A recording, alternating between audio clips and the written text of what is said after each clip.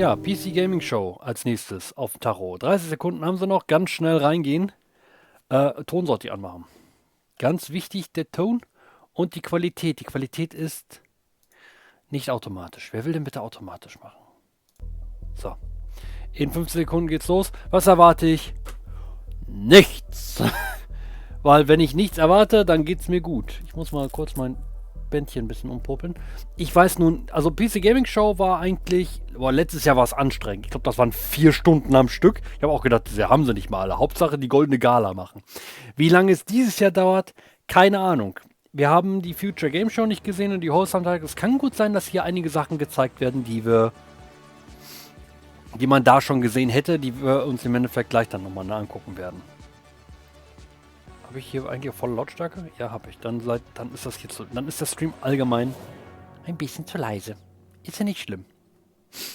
Ja, PC Gaming Show. Hello and welcome to the PC Gaming Show 2025. My name is Sean Plot, and once again, I am thrilled to be here with you, showing you the latest game trailers, previews, and world-exclusive first looks at what's ahead in the world of PC gaming. But even more importantly, I'm delighted to be joined again by the co-host. Ich bin nur gerade am Überlegen, hat er eine Wette verloren oder hat er jetzt endgültig entschieden, sich eine Glatze zu schneiden? PC Gaming Show, especially since we're cooking up something extra special this year. As you can see, Sean and I are broadcasting today's show from a crucible of clandestine accoutrements. Oh, that's right. Here in our high-tech hardware workshop, we've assembled some of the finest PC gadgetry for some of the world's smoothest secret operatives. You know where all the spies get all their coolest toys? Well, it's from us. We've made headsets that double as wall-climbing suction cups. We've made keyboards that can turn into cars. Ich bin nur gerade am Überlegen, PC Gaming Show letztes Jahr. Wurde da Building Relationship angekündigt? Ne, das war irgendein anderes Showcase, ne?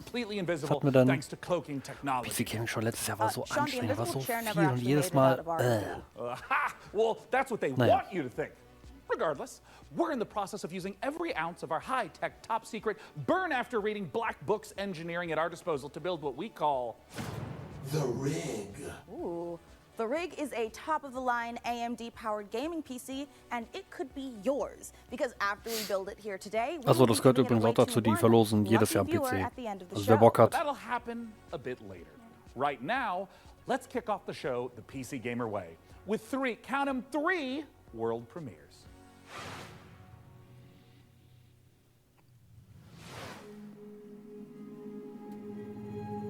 Dahlia, I know you're nervous about going home. But you're going to be fine. We don't know the state of the crisis.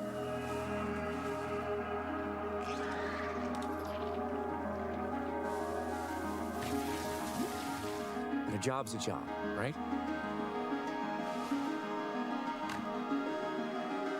Get in, get out.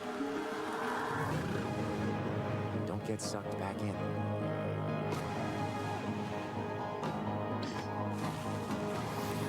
Da ist wieder auch was Erfrischendes.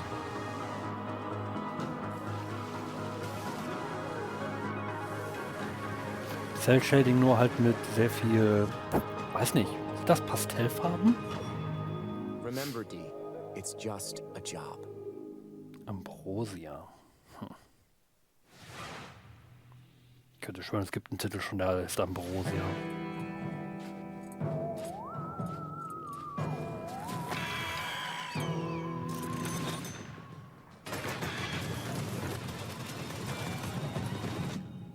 Sieht nach einem VR-Titel aus.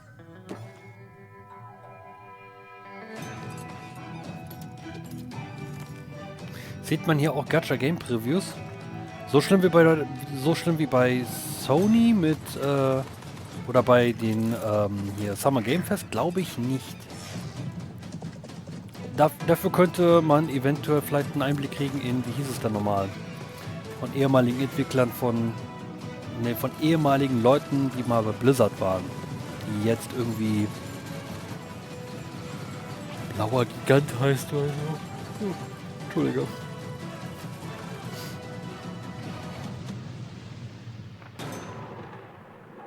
Far West.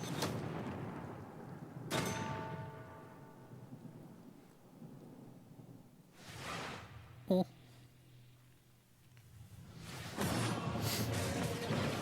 You are already defeated.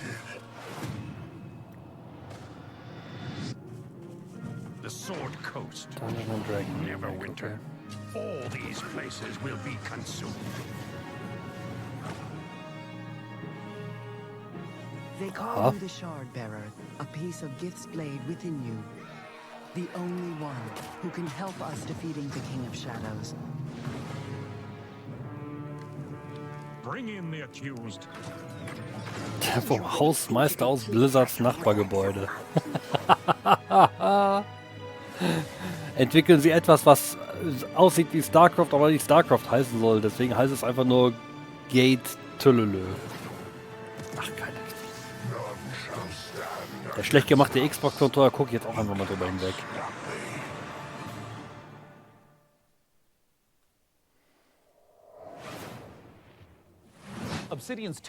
Aber ja, es werden auch Konsolenspiele gezeigt. Also es ist nicht nur PC Gaming. Es ist zwar der Hauptkern, aber vielleicht sieht man auch ein paar Spiele, die auch für andere Konsolen rauskommt. War doch der Steam-Controller. Nein, der Steam-Controller sieht anders aus. Soll ich ihn holen? Ja, ihr mit euren The Rig. Komm, ich hole den Steam-Controller in der Zeit. Komm vielleicht schnell dran. Even better, everyone Vielleicht auch nicht. watching will have a chance to win it for themselves. This PC will be a gaming powerhouse with an AMD Ryzen 9 9950 X3D, a Gigabyte Radeon RX 9070 Da ist er. XT, plus 32 gigabytes of Corsair Dominator Titanium DDR5 RAM. We're also throwing in a Corsair K70 Pro keyboard, Asus ROG Swift OLED monitor, and a Corsair Nightsword RGB mouse, all handpicked by Jacob. We didn't forget a thing. Hier. We're even including a mouse. Das ist ein That's where your Steam-Controller. mouse lives, sleeps, and entertains other mice. Let's get to work. Hey there, PC Gaming Show. Check out this next trailer. No? It's fabulous. Fresh. Das war ein Xbox, das was wir gerade gesehen haben, war ein Xbox-Controller und ein Xbox-Zeichen. How do you stop that which never ends? In the endless, no two journeys unfold the same way. Come, remain by the fire, and hear the tale of Norwind's greatest champion. Embark in a musical adventure.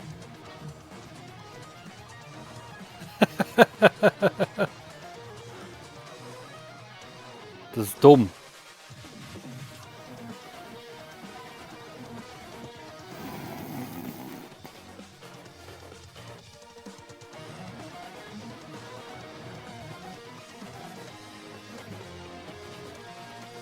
Das finde ich an der Xbox mittlerweile so super, dass da sehr wenig Menschen drin sind.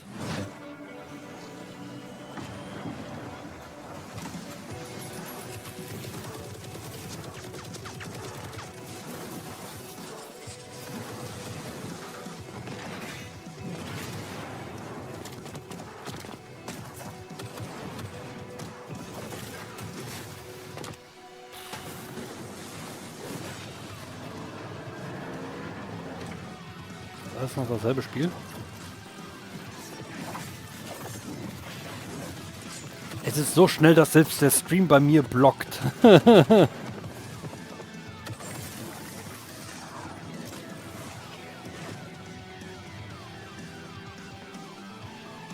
Ja, ach so, du meinst beim Showcase, dass da wenig bla bla bla drin ist. Ja, wieso? Es waren noch 3 Leute drin. Der Hauptmann von Bethesda, Phil und Miss Presse Xbox, dessen Namen ich leider auch schon wieder vergessen habe, auch eine wichtige Person eigentlich sogar ist. Coming up in the show. So, eine kleine Preview, wie man es halt auch kennt. Ich glaube, das war gerade der Prince of Persia.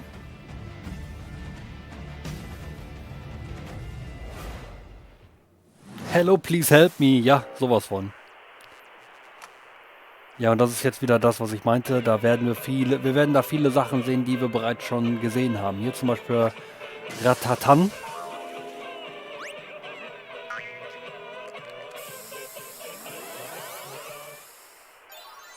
Ne, Patapong, nur halt mit anderen Namen, ne?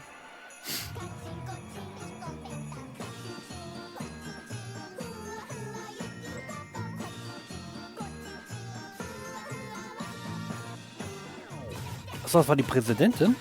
Moment. Und was hat dann Phil für eine Aufgabe? Ich glaube, Phil ist dann einfach nur CEO, oder? Nee. Scheiße, ey. Oder hat sich Phil zurückgezogen? Ich weiß es echt nicht.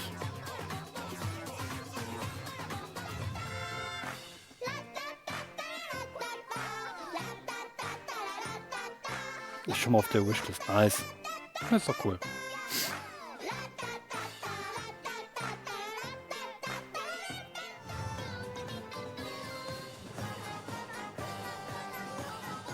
Ja, bei Game of the Devs war das Ratatan dabei. Haben sogar die Entwickler gesprochen.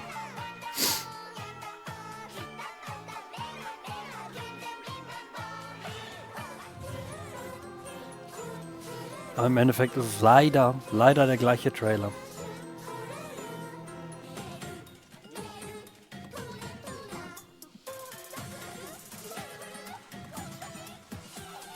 Oder? Doch, ist der gleiche Trailer.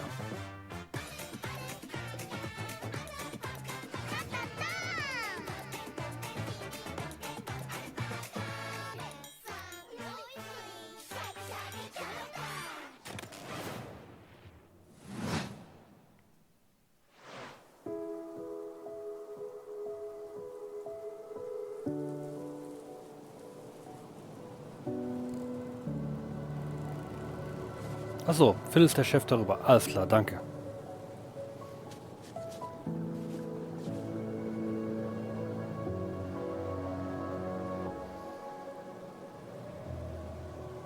Oh, wie hießen sie denn nochmal?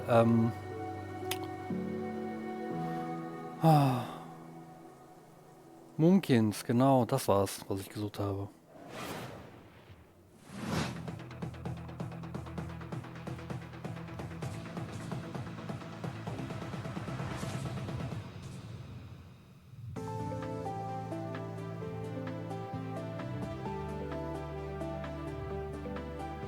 Mumins? Heißt denn die Mumins? Ich dachte, die heißt Mumkins. Aber gut, wenn Mumins sind, dann habe ich mich vertan.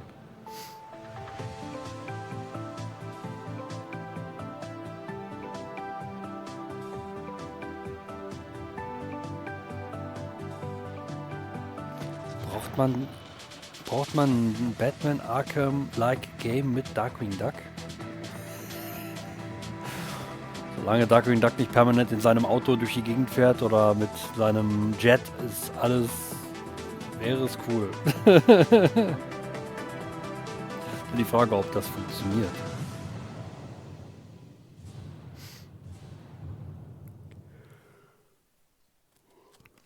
Oh, Entschuldige. It's important to celebrate when something reinvents itself. LAst overhauls its graphics, gets major updates. It's beautiful. It's almost as beautiful as the rig's Corsair RM1000X fully modular ATX power supply. Poetry. In fact, the only thing more poetic is a perfectly executed heist set in a dystopian techno future. Yes! When we heard the makers of Habt ihr Payday schön and geübt. GTFO had a new co-op heist FPS in the works, you know we had to find out more. So we infiltrated 10 chambers and interrogated the makers of Den of Wolves. Here's all the info we dredged from their genius minds. We were prepped and ready for the heist. We had stolen Tier 7 passkeys, acquired the building schematics, and rerouted the security comms. We're in position. The package was as good as ours.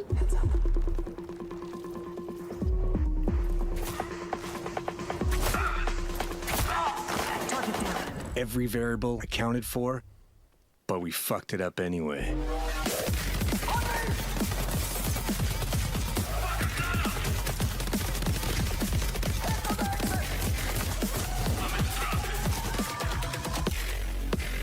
Next time, we gotta be even more prepared.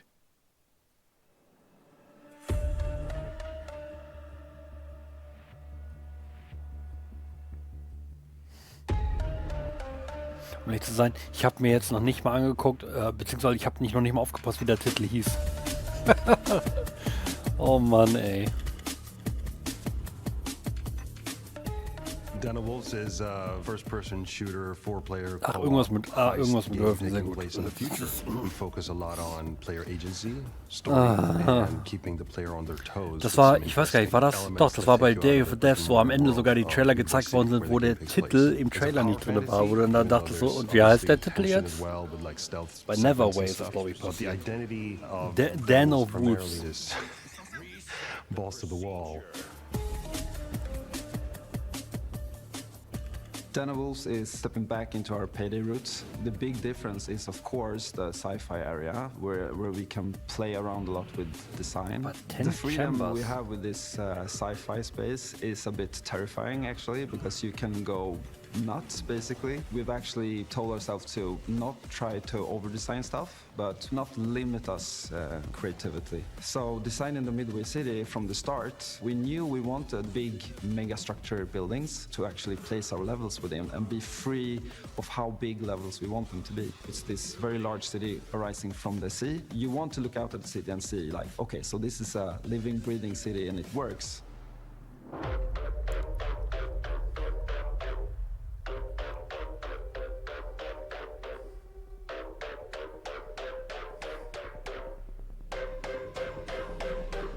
Coming back to the heist genre is sort of a, I don't know, after Payday 2 I felt like I had so much more things to do in my head, like what I wanted that game to be. A contemporary setting limits you in so many ways. Everything you do to enhance the game breaks the theme. With a sort of sci-fi theme on it, it enables you to stay in the pocket of thematics and still solve things from a gameplay angle. When making a game concept or a world, you have to think about what tools it gives you to solve problems in the future. And the sci-fi thriller theme gives us a lot of tools to play with. Midway is just a corporate haven. There's no rules, there's nothing. It's divided up into districts. There's even like district wars and this kind of thing within the city. So it's a very classical in a way, dystopian take. Kind of like a classic role-playing game of saying like, oh, this is the backdrop. And I'm gonna hand you a new adventure and have a bit of fun. So there's something called dives in the games, basically. Während die quatschen, kann ich auch im Endeffekt auch einfach mal ein bisschen wühlen, ne? The normal mission, you can basically jump to this other place. Thematically, there's these architects. Ah, guck mal, die haben unter anderem auch gemacht Get the fuck out. Ich meinte Get the out. Trying to break into one of those. Jetzt muss ich piepen. Scheibenkleister. Art design and gameplay design. Just tracking down this specific person that you need to make a dive into to extract information. Is an extreme corporate horror shooter where fighting for survival in a nightmare world throws you from gripping suspense to explosive action in a change of intensity in the gameplay and change of scenery, and it could be a naja gut, kann ja neu gegründet sein. Imagine trying to navigate a forest or something like Frage, this. was mit Star passiert ist. A Japanese temple or fortress in the Swiss Alps. We could just mix a lot of different stuff together because it's this very abstract place, and also with gameplay we could go from a shooter to a platformer to a horror theme, or we can have sort of parkour experimentation where you can run on walls. We make the rules for what the dives are and what they can be.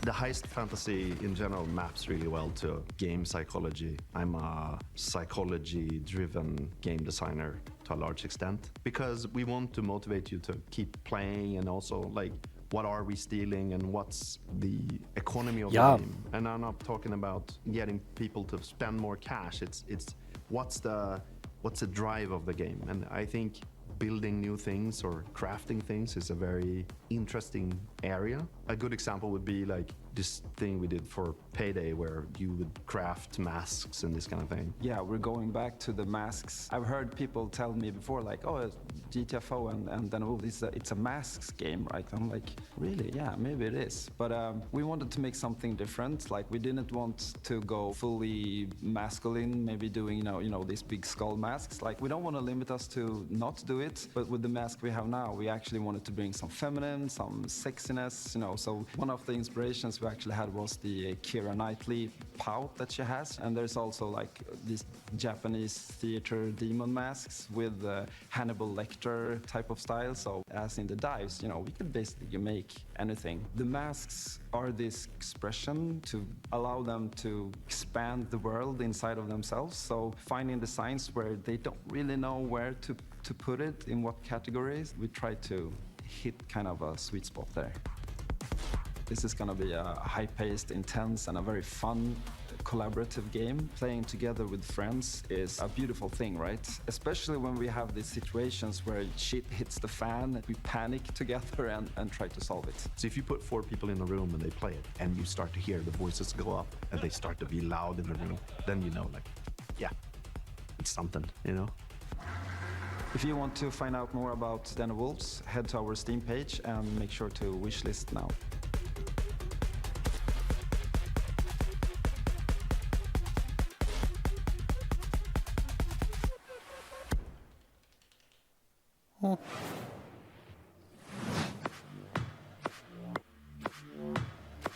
Ach, das ist doch hier dieses Rhythmusspiel, was ein bisschen an Jet Set Radio erinnert, ne?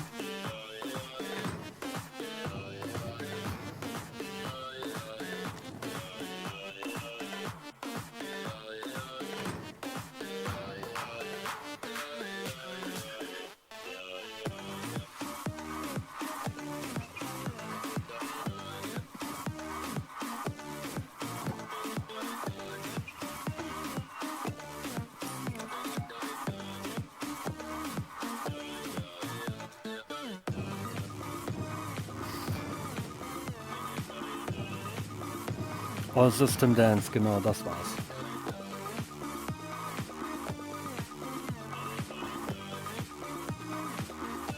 Sowas bleibt leider in meinem Hirn. Es ist bunt.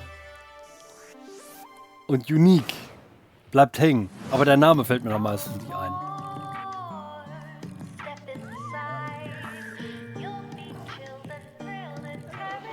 Ach du Kacke.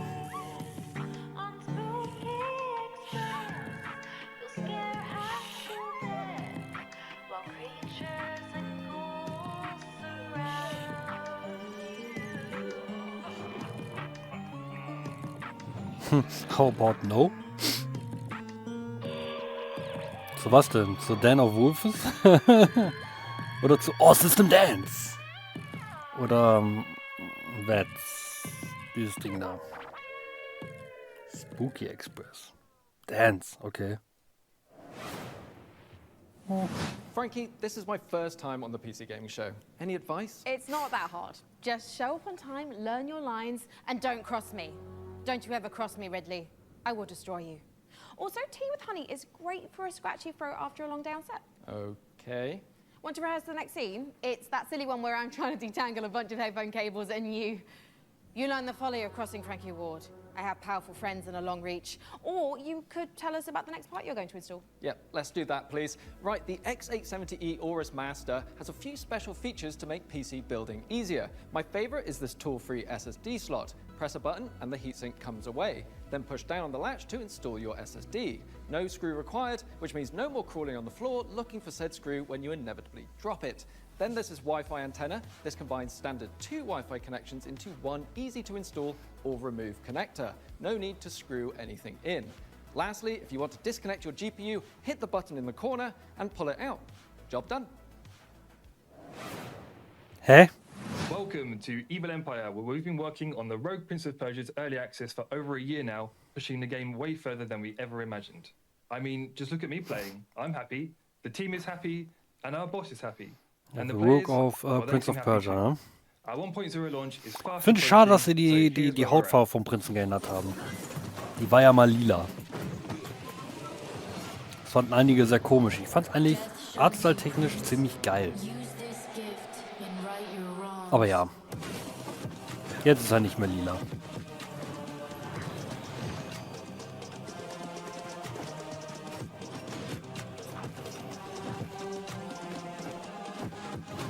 Na, auf die Frage, wo ist Ubisoft? Da ist Ubisoft. Na, fiel mir auch dann jetzt erst auf, nachdem ich dann auch gesagt, als wir mitten im Summer Game Fest drin waren, ich so, wir haben doch letztes Jahr mehr geguckt als dieses Jahr. Warum sind es denn dieses Jahr nur 6 Shows? Ja, keine Ubisoft Forward.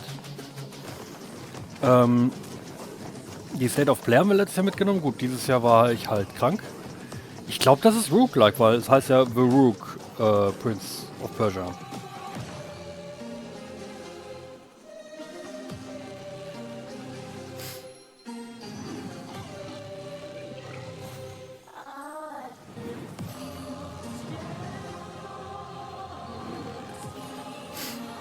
Aber ja, keine Ubisoft Forward, die fehlt.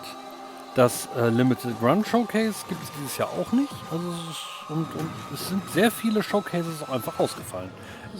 Wenn am Samstag jetzt mehr gekommen wäre, neben Wholesome Direct und die Future Game Show, wo ich sage, geil, habe ich Bock drauf, hätten wir am Samstag eventuell auch uns Sachen angeguckt. Aber da es nur 2 Showcases waren, wo ich gesagt habe, ja, das ist das, was ich kenne. Oh, 1.0 im August, ja, das ist doch cool.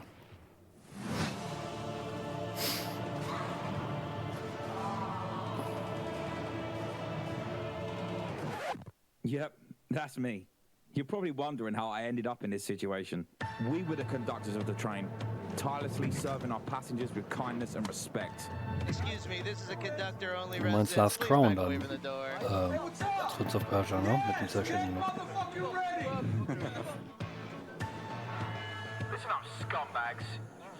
Ja, klar. Jetzt kommen wir im August. Car key. Bro, let's just flush him out. I'm tired. Do it. Run. Move. Hull compromised. Please evacuate the train.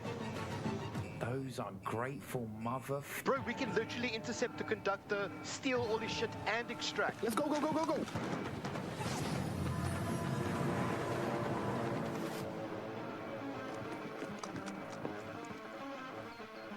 I'll take right, you take left. Say go. Go. There. We got them. We got everyone.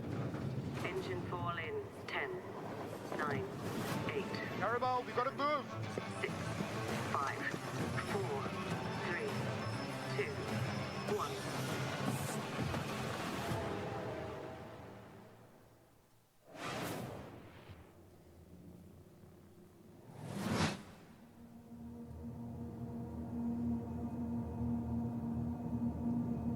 Ja klar, das ist noch der Schatten. Das wird sich irgendwann auch komplett harmonisieren, dann gibt es das einfach auch nicht mehr. Dass man sich quasi nur noch auf den August und auf den Spätsommer konzentriert oder so. Quasi für das Winter-Weihnachtsgeschäft gedöns.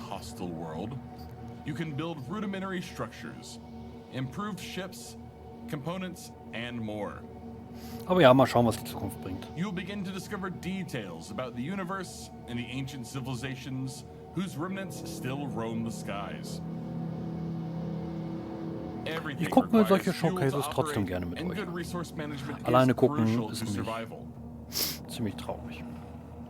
The most potent source of fuel, crude, is necessary to build formidable ships, advanced structures, and even stargates.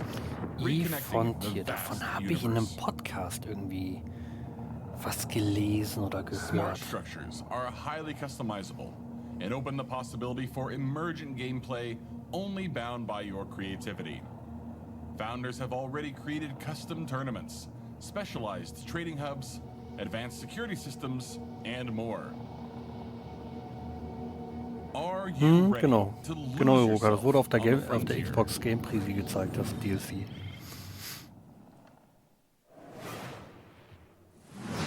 Wow, I knew space was dark, but that was dark. CCP really knows how to make the destruction of the universe look kind of beautiful. I'm honestly looking forward to being ambushed in the depths of space in Eve Frontier. But if you're like me and the thought of being caught off guard is a no-no, just head over to the PC Gaming Show Steam page and you'll find every single game we're showing today in one convenient spot ready to be wishlisted. So no scary surprises. Absolutely. And now here's a look at some of the great games from puzzle publisher Astrological.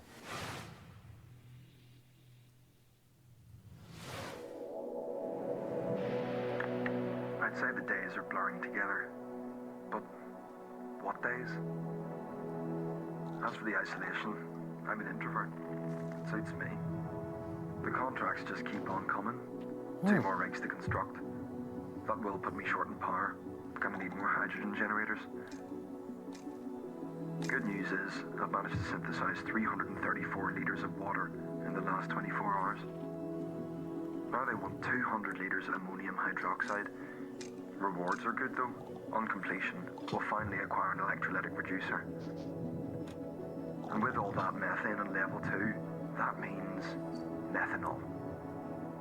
After that, despite the fact no one really knows what's down there, I push on and keep going deeper.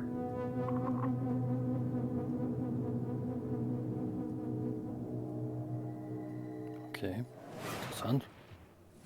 Welcome to Matsuzawa Manufacturing Factory number 1.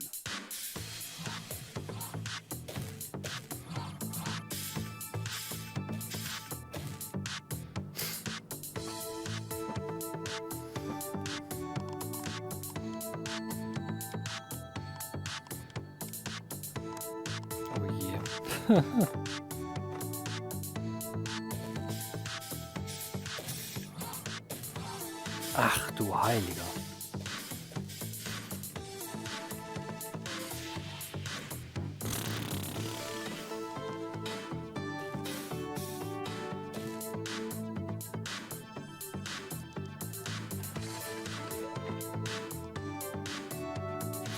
Witzig. Oh.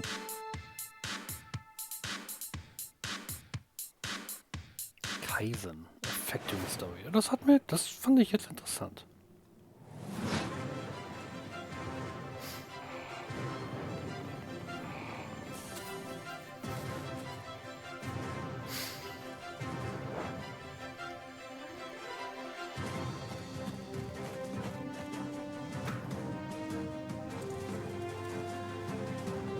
Okay, ein Factory-Spiel, ne?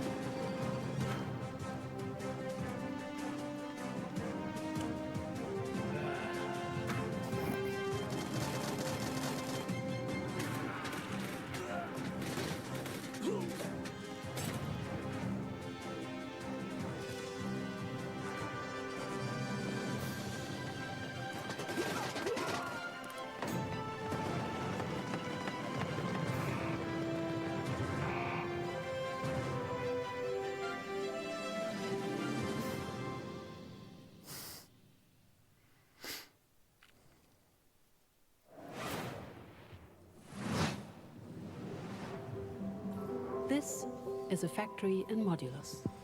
Wo wir gerade Here, dabei waren. we're producing blue cores. Let's see how we got here. This facility was built out of these 3 modules, which were joined, stamped, and dyed with pigment. Produced here, in our blue pigment refinery, which was constructed from these modules, made by combining these modules. Cut from cubes, Kennst du einen, kennst du alle. Ah. which were melted from polyrock, extracted here.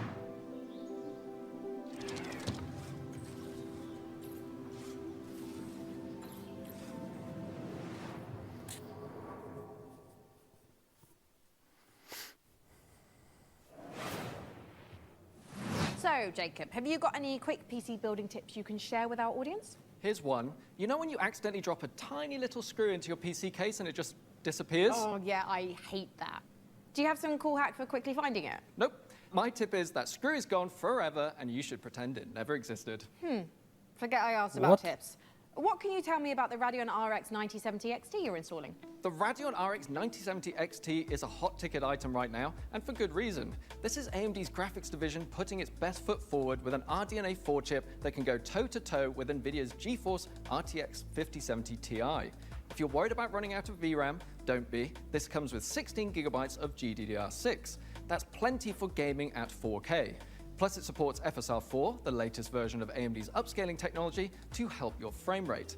But what I like about it most is how easy it is to undervolt. This lets you run it with less power and still get top performance.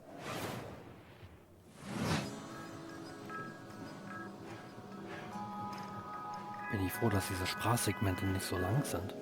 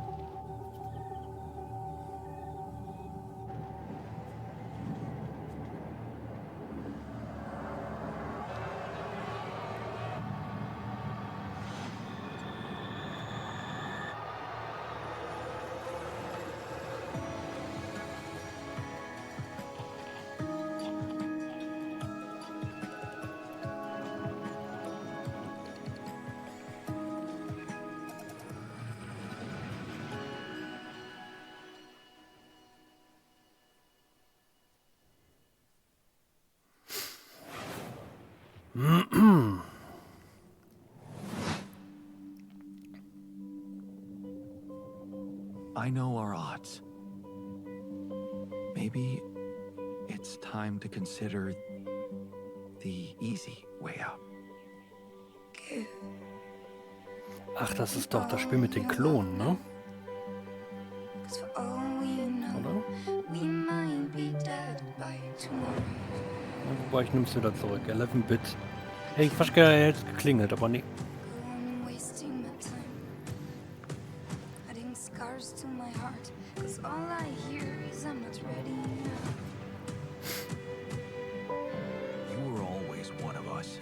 Doch, ist das Spiel mit den Klonen. Okay.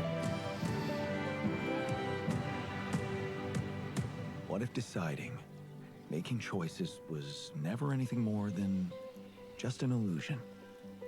What's in your heart? But if you're not ready, you're still making it about yourself. Just look at us. I'm gonna be ready.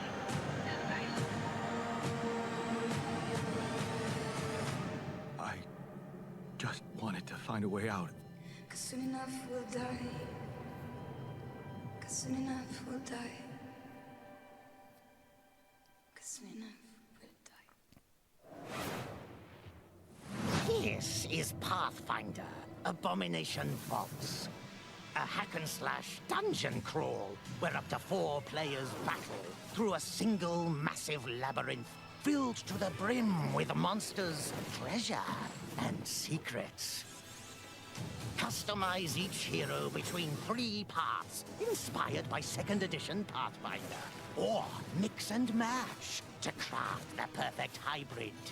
Whether adventuring solo or with friends, switch between the party's heroes on the fly to unleash almighty combo attacks to annihilate the forces of darkness. Deep below the surface, the dark sorceress Belcora Haruvex gathers her power. Are you foolhardy enough to delve into the shadowy depths of the Abomination Vaults?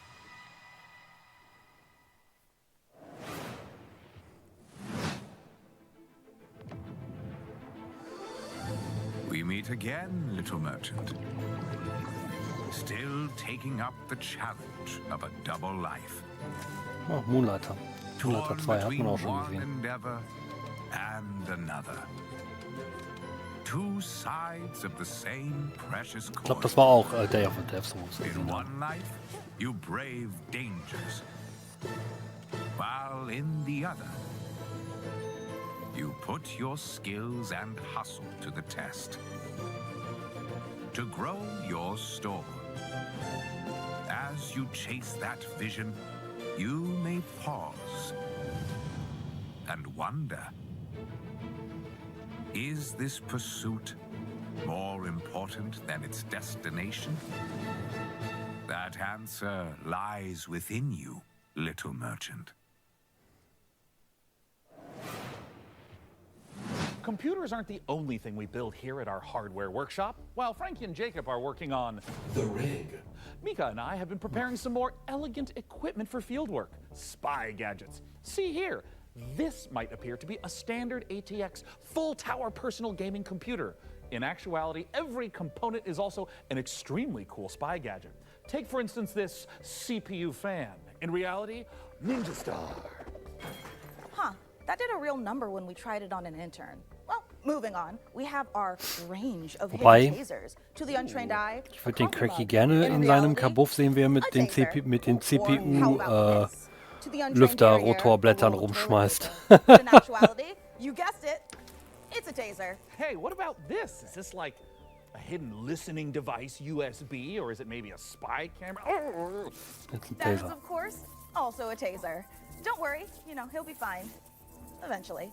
For now, let's check out our next exciting world premiere.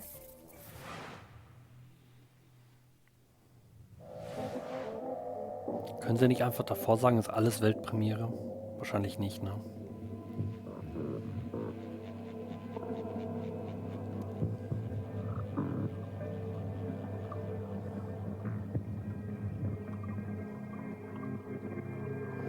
Wie ich gefühlt bei jedem Trailer, der irgendwas mit Space und irgendwas zu tun hat, immer denke, es ist Citizen Sleep-Eye.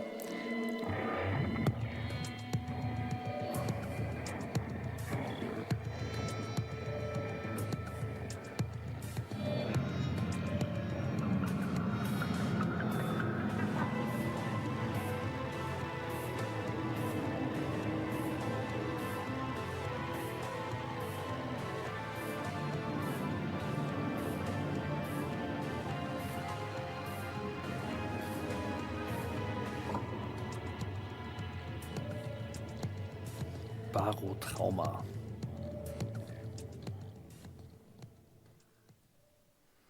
Das ist doch Grafik komplett unique. Your safety is your own responsibility. Sharing a roof with someone, make sure they're humans. Check their eyes and teeth. An overlooked visitor will kill you.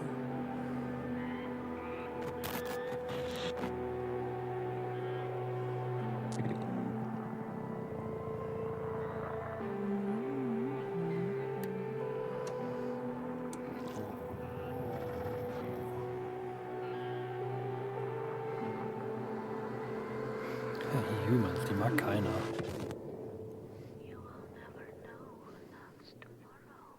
Okay.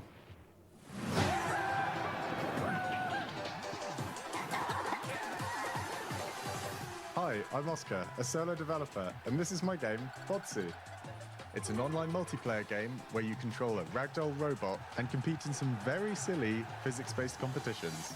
I started making this game in my spare time, and now you can play the free demo on Steam. You'll start off in a lobby area called Bot Central, where you can meet up with your friends and mess around with the sandbox while they arrive. When you're ready, mind the gap and hop on the matchmaking train to your Botsu tournament. Your team will compete in bonkers boxball matches, steal boxes and drag your team to victory in Stockpile, and try to be the last bot standing in Sumo. It's even got physics-based power-ups, like sticky bombs, balloons that work on anything, and grappling hooks to swing the match in your favor. You can play both online and split screen at the same time, and you can create crazy custom matches in the Steam demo right now. I hope you have fun.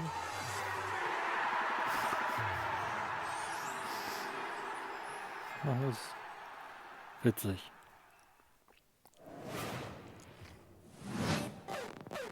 Spotlight, hot night, glow red at the stoplight. I say, big swerve, big will, rich taste. I serve. Ja, ein bisschen Werbung darf nicht fehlen. So rich it can make you ill. Don't choke on the diamond pill. Cheap lanes, get a gag like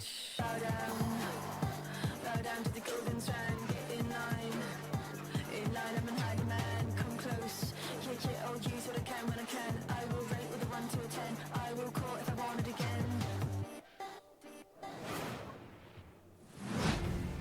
Coming up in the show.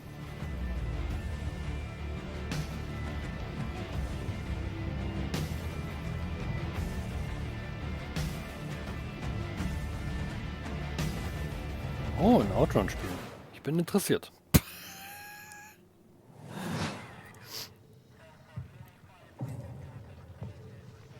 No More Room in Hell 2. Wurde, ich bin gerade überlegen, Game Awards, glaube ich, das erste Mal gezeigt, ne?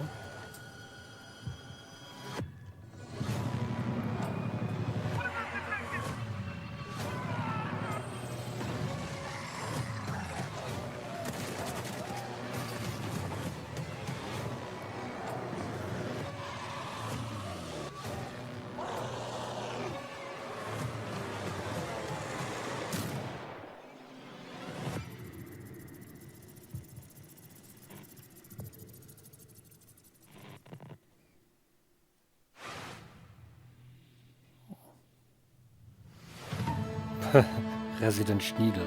President Schniedel, ja? President of Titel.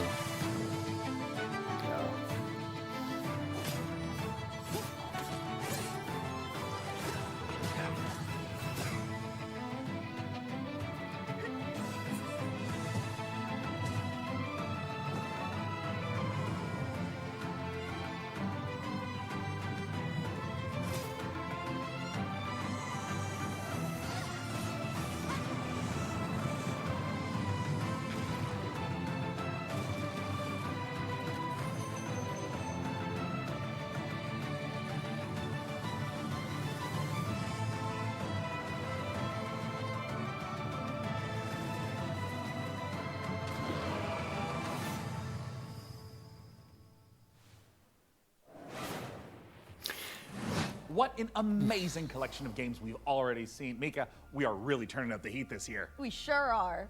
Mika, what is that? Oh, it's thermal paste. Oh, wait, let me guess. It doubles as like a plastic explosive, or maybe it's a potent tranquilizing gas, or is that just like another taser? No, it's literally just thermal paste. You know, it transfers the heat from your CPU to your heat sinks to avoid overheating. Oh. Plus, it is an amazing cookie filler. It's like forbidden icing. Mika, you can't eat thermal paste. Of course you can, especially not with milk. Okay, let's check in on that build again. Can we put it in the computer? Absolutely not, but I'm certainly going to try. Before we get ahead of ourselves, what kind of CPU is this puppy working with? It's with no small amount of envy that I say this. We're equipping the rig with an AMD Ryzen 9 9950 X3D processor. Put simply, this is the fastest 16-core consumer CPU money can buy. It combines the best parts of every processor ever made. The power of a 16-core monster for tough jobs, check. The gaming chops of second-gen AMD 3D V-Cache tech, check. This beast can work as hard as it plays, and it plays in a completely different league. It's the best processor in the world for gamers and creators, for gaming and for everything else. It's a beauty. If I wasn't putting it in the rig, I'd be tempted to walk out of here with it myself. Phenomenal. Peak PC gaming, courtesy Check of our PC cache. Gamer and AMD. Indeed. Check our cache. So, Plasma Globe? Plasma Globe. Looks like things are coming along perfectly with the rig. Which is perfect because right now we've got another exciting world premiere to show you from our friends at Fail Better Games. Uh-huh.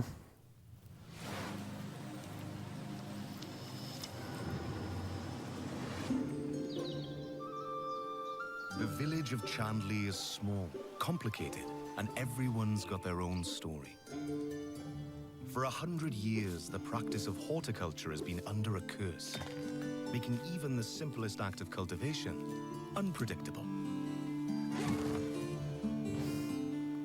But you come from a long line of sorcerers steeped in the green and growing arts. Your family's old lodge has been empty for a long time, so don't expect airs and graces. Ja, hier kommt auch mal Farming vor, Chandley ab may und be zu mal. small, but it's thick with secrets and set in its ways. Is it ready? Eigentlich sogar echt hübsch. For the return of a mandrake?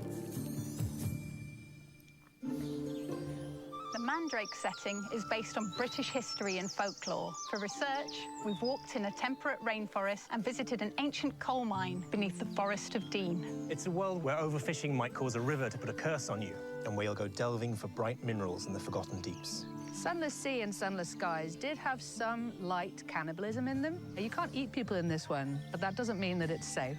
There are old powers waiting in the corners of the world, and the night does not belong to mortals.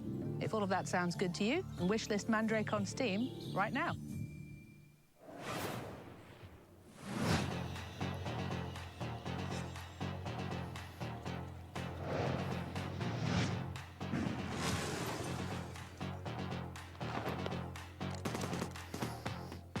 Es fehlte noch der schießende Pizzabäcker.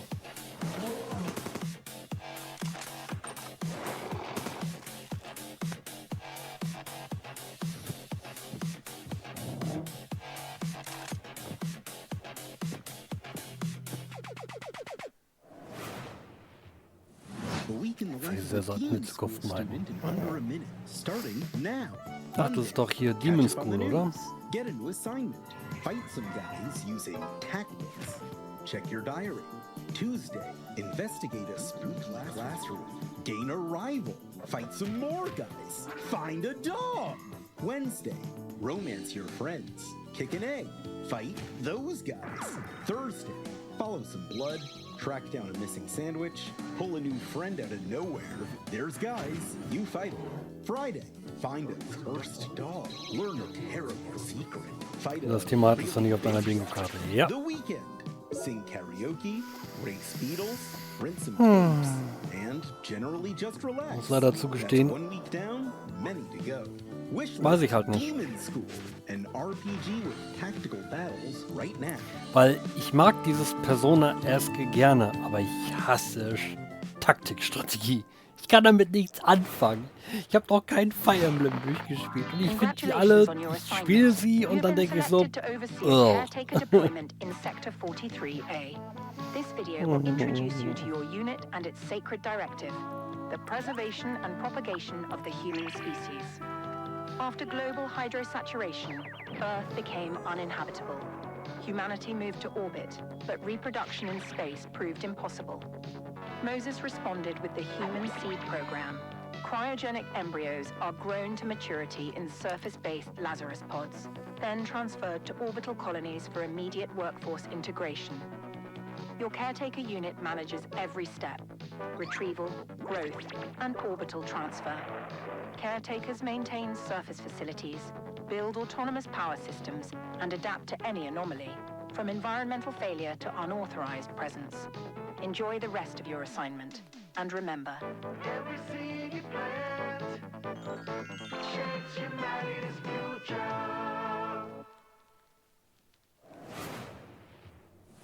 You're the only one who can safeguard the future of humanity in The Last Caretaker. So, you know, no pressure or anything. Hey, Sean, what was that? I am so sorry. I may have eaten a light snack that just didn't really agree with me. Wait a second. Did you get into my thermal paste stash again? I prefer the term computer hummus. No, that's definitely a train, which means we are right on track for our next world premiere. Sean, no! Put it down. Jetzt kommt Tension to Go, bitte. Aber das wäre so komplett random.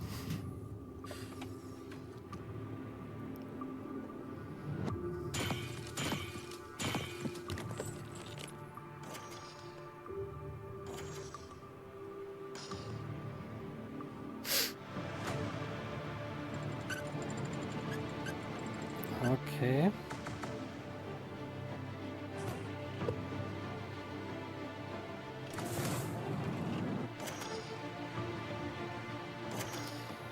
Ich weiß nicht warum, aber das ist irgendwie cool. Hat so ein bisschen was von Rift, ne? Floß bauen, nur du baust dann halt deinen Zug.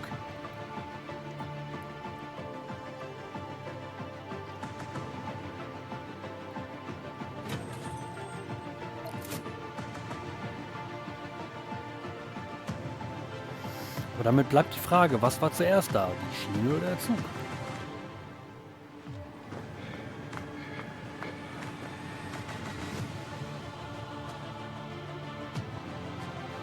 scheiße. Finde ich echt gut, eigentlich sogar.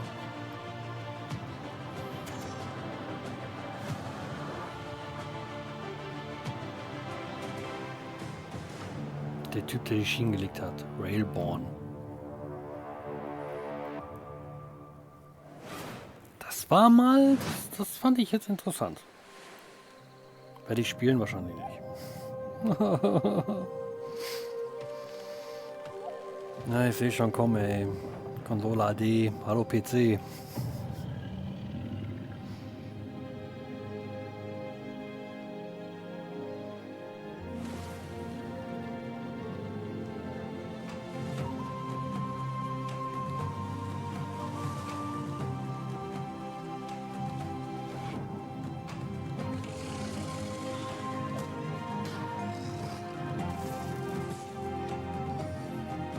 Switch 2 kann wieder in die Packung. Nee, die bleibt erstmal.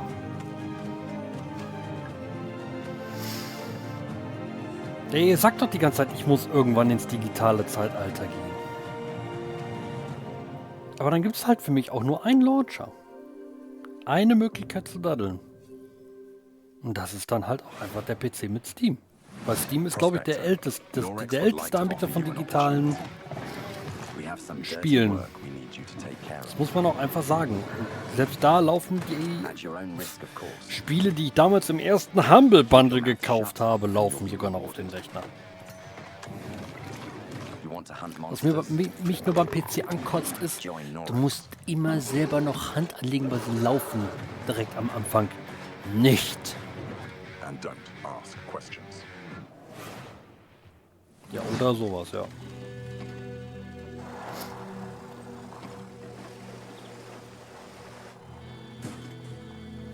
Ne, oder ich habe Glück und irgendwann kriege ich es kostenlos hinterhergeschmissen auf Steam.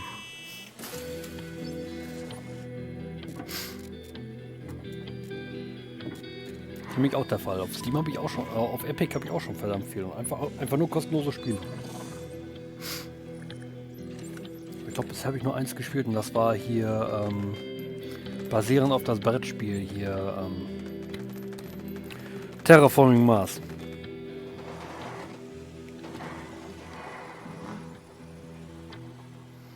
Was läuft am Anfang nicht? Die Spiele oder dein Rechner? Du meinst, was läuft am Anfang nicht? Die Spiele oder dein Handheld? No, Frankie. I can't build a car. What about like a winching system to pull something heavy out of, for example, a lake? I mean, maybe I could put together... Say a car was in a lake and you needed to winch it out. Could you at least build a ramp to make the winching a bit easier? Is that something you want to tell me? I drove your car off a ramp and into a lake. But I only did it to put the fire out. My car was on fire? There is no point in jumping a car off a ramp if it's not on fire. Is there any good news to this story? Yeah. Just check out this ramp. You should install these before you start shopping for a new car. Okay, lass mal überlegen. Wir haben jetzt das Mainboard. Wir haben die CPU und jetzt den Arbeitsspeicher. Fehlt ja nicht mal viel. Da kriegen wir das in einer Stunde hin.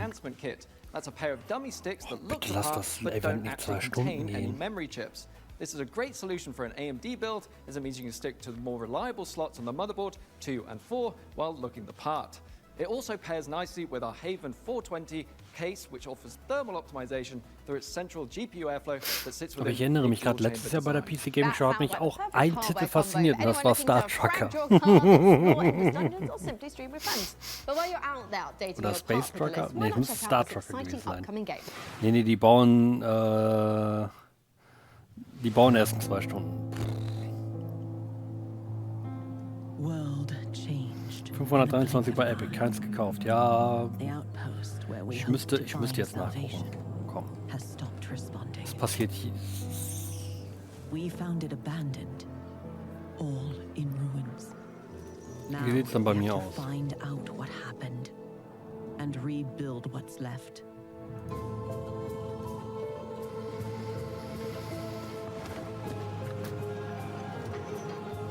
Kann man das denn sehen, wie viele man hat? Ach da, 136. Keins davon gekauft. Ja, kostenlos, da sage ich nicht nein. Gucke ich einmal die Woche rein. Denke mir so, yay, neue Spiele. Bup, bup, fertig. not an ordinary mist that we knew before, but one that overwhelms us. Ich muss ja auf das Fear of Missing Out muss ich ja aufpassen. Ne? Also mein Xbox Games with Gold ist ja nicht mehr da. If we want to survive in the new Haben sie ja creation, weggemacht. we must not only fight the fog, we must explore it, research it, understand. Ja, und da muss ich auch sagen so, as ja, the fate bei of our Epic people, gehört mir kein Spiel. maybe even the world depends on it. Aber anklicken tue ich sie trotzdem.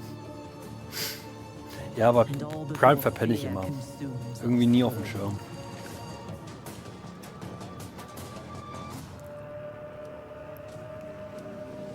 The tree provides. The tree protects. The tree prevails. Die Dark Switch.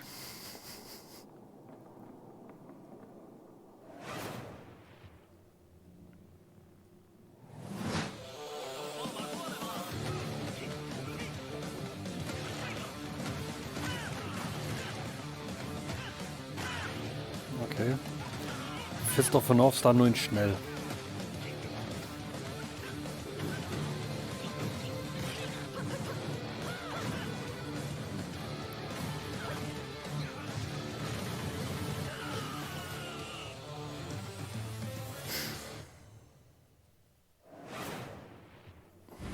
Coming up in the show,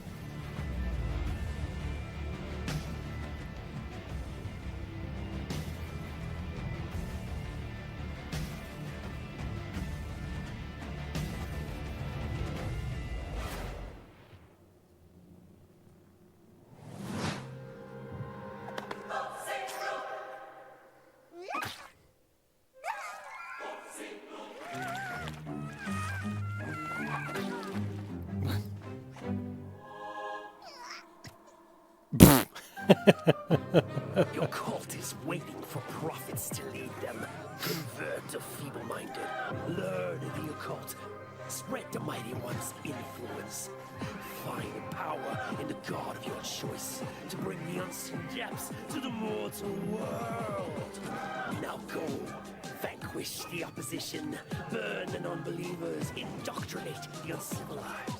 And survive the horrors. Sieht ein bisschen aus wie Cult of the Lamb, ne? Die Thematik ist auch die gleiche, ne? Holy sorceries to overcome the mightiest of enemies. You have what it takes to worship the Eldritch.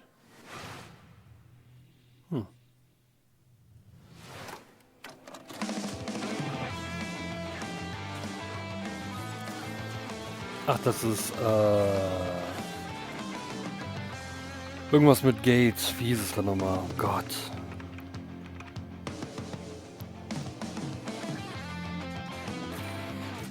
Oder? Haben sie da auch auf dem Summer Game Fest gezeigt, ne? Die Mischung aus Sea of Thieves und First-Person-Shooter oder so. Oder?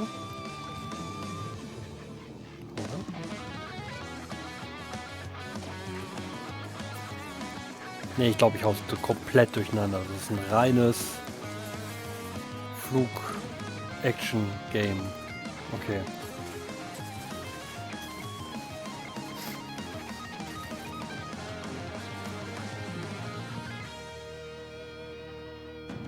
Stars of Icarus, okay.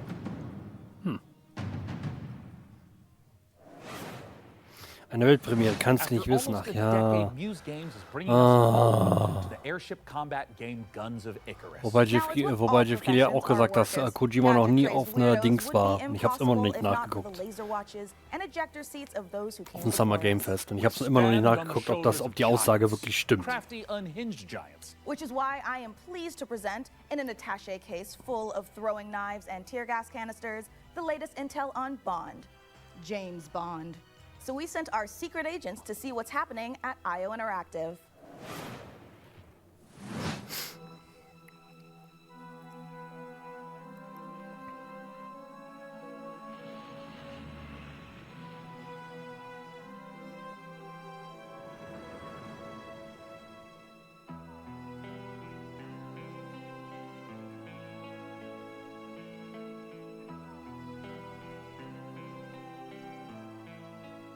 When things got together and we figured out that we were going to work on such a legendary IP. We're very, very excited. It's a huge opportunity, and also the fact that it hasn't been a game for 14 years just adds to the excitement of a comeback of this game in gaming. The colleagues that we have here are phenomenal, and I think taking all of their experience from the sort of agent fantasy that they've been building for all these years and applying it to the Bond franchise has been incredible to see and to be a part of. We're making a standalone James Bond game, but there are characters and locations that I think are going to make the fans of the novels and the fans of the movies and the cinematic history really smile. In any kind of IP where there's some known aspects of the character, you can initially view these as constraints, but really they're strengths because we get to work with all these amazing partners. Aston Martin and Land Rover, collaborations with Omega, and all of these things lends itself a sense of credibility to the player that this is a real James Bond experience. Crafting this character has been both exciting and extremely challenging because it's a balance between being very true to Ian Fleming's novels on the character, yet bringing some power into that. The most special thing about our version of Bond is that it's an IO reimagination of the origin of Bond himself, and it allows us to really dive in and learn about what it takes to enter this world of espionage. It was Ja, very ist doch, important glaube to ich, der us Fall, from ne? early Sean on Connery that ist we didn't leider want to woanders. synthesize Bond. We didn't want to go in and cherry pick qualities from different aspects of stories or whatever. We wanted to make something that was fully original. So Genau, he's young. verstorben. He's someone who Seit 5 doesn't Jahren. yet know all the things we know about James Zeit Bond. rennt. He has all the core qualities. So he is irreverent. He's inherently charming. He's Seit funny, 2020 but ist he's er not nicht mehr yet da. cold. He's not callous. He's a more energetic. He has that impatience of youth built into him. Somewhere in between a Zeit naive, rennt. not yet worn down, principled young man, and then that journey onto this hard-hitting, colder guy that we might recognize. That space there was really inspiring to us. He is very true to his North Star and his values. And the story is very much about when you meet the harsh, political, dangerous world out there, how does a young man fare while still Ja, ja, reaching der ist tot, ich his weiß. values? Not only will we get to experience the Ja, ich weiß, character der ist changes and the wirklich lessons tot, he needs ja. to learn, but also how he gets Hat darüber keine Witze. his fame Ist halt here. doof, dass er The tot ist. world is a big part of Ich hab den how you Schauspieler gerne solve the gemocht. problems as you get to them. Using the environment and weapons and charm, and obviously gadgets is a huge part of that. We have a lot of the Ja, gadgets der ist you'd wirklich tot, seit expect, 5 Jahren and sogar. then quite a few 2020. you won't. 31. Oktober 2020. Leider. So our long-time Aber gut, muss fans er auch from überlegen, the ne? Heartland Das war franchise can expect to recognize ein alter Mann. some of these core Könnte man elements jetzt eigentlich were sagen, ne? attractive in our James Bond game. A really core aspect of this game is what we call creative approach. And it has to 1930, ne? do with 1930 bis standing 2020. outside a lavish location. We're going to give you an objective in here. You absolutely need to be able to do that in a 90 bunch of wurde, different ja. ways. But I think the biggest difference is that you need a lot of patience Oder? to play Hitman. You need to be sitting there, 70, seeing the patrol. 20, He 90, goes ja. over there and he likes wine and you overhear that thing. But Bond, he can also just walk through the front door. I'm actually just going to go and talk to them. I'm just going to go punch him right now. If you're a James Bond that wants to crouch along, you know, the covers and be careful and all that stuff, that's your Bond and that's fine. But we've crafted a game that has a lot more forward momentum. Spycraft is part of our DNA. However, in terms of Bond, there are two key differences. The agent we were working with before, he is an empty shell, right? He's a chameleon, whereas just Bond is very much a personality. A big part of the fun of playing the game is to see what he'll say. Because he always has something great to say that you wouldn't have thought of. His quick wit and talking your way into and out of trouble is a big part of the core loop as well. If Hitman is a single-minded killer and basically the bad guy of the game, Bond is the hero. And that means that we are much more focused on his journey as a character, and we are much more focused on saving the world. I think it's safe to say that we're dialing the action to 12 on this one. We wanted a physical Bond. We wanted fighting to be visceral and brutal and violent and super fun and exciting. So we spent a Ich bin auch great gerade überlegen, amount gestern wurde, of glaube ich, auch energy Gameplay on making a system of gezeigt, ne? Free-flow Zu combat First where you're Light fighting multiple 007. opponents at once.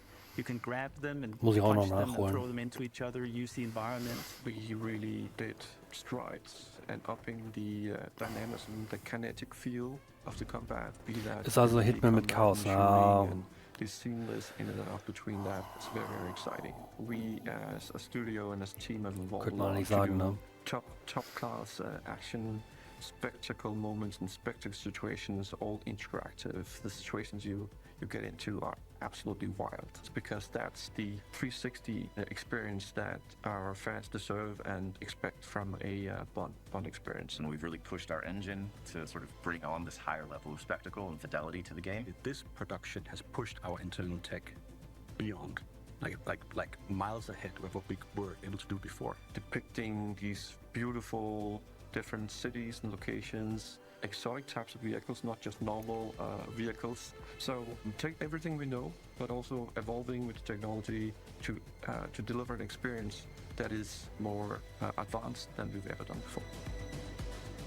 This has to be a larger-than-life action adventure story, and that's what we've delivered. But it's always with character at its center. There's never action for action's sake. It's because it leads to the next thing. It's because he needs and has to do this in order to succeed. Having worked on Hitman on and off for 20 years, this is the combination of all that work, all that skill, all that practice, coming together and finally seeing the ultimate spy fantasy come to life.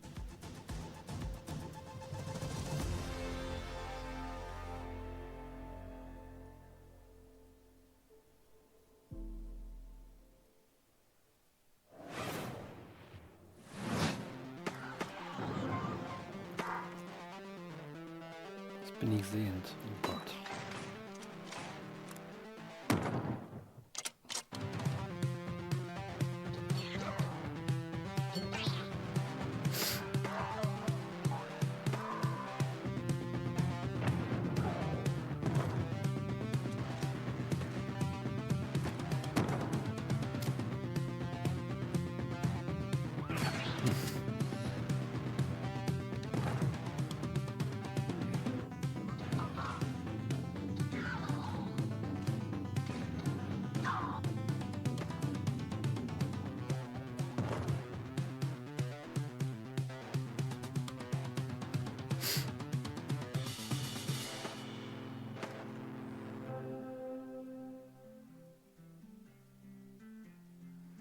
Okay, wild.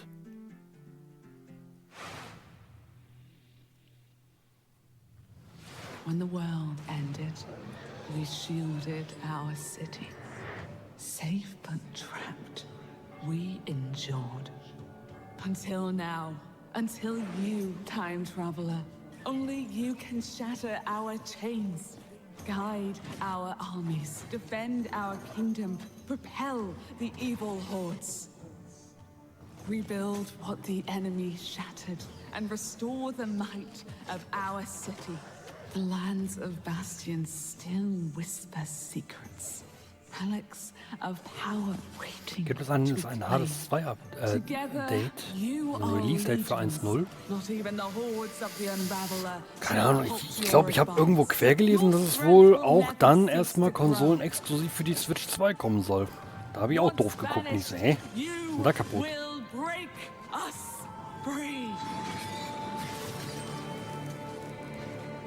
Aber nö, gibt's auch, glaube ich, nichts Neues seitdem. Also wir haben nichts gesehen jetzt in den letzten Showcases. If it feels like something's been implanted at the base of your skull, that's because there has. It's in your best interest to listen to me.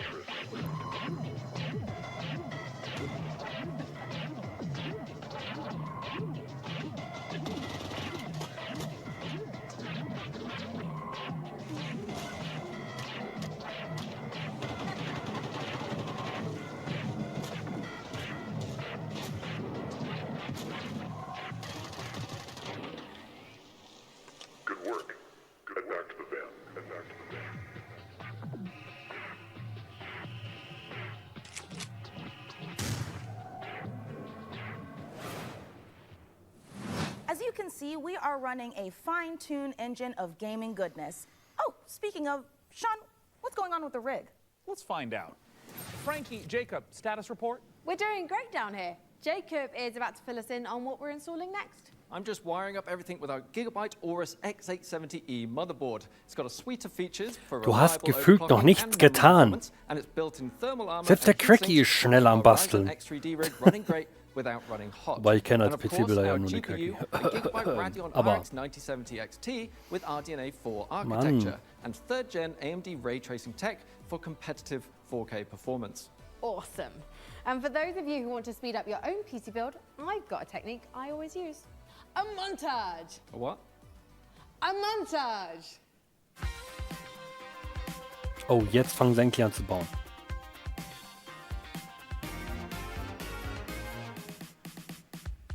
Oh, a montage. Right. Great idea, Frankie. Achso, die bauen immer noch nicht. Freeze frame what? Not gonna lie, I'm starting to get a little bit worried about the rig booting, but oh, perfect. In the meantime, here's some new tech for you, or should I say, some new Terra tech.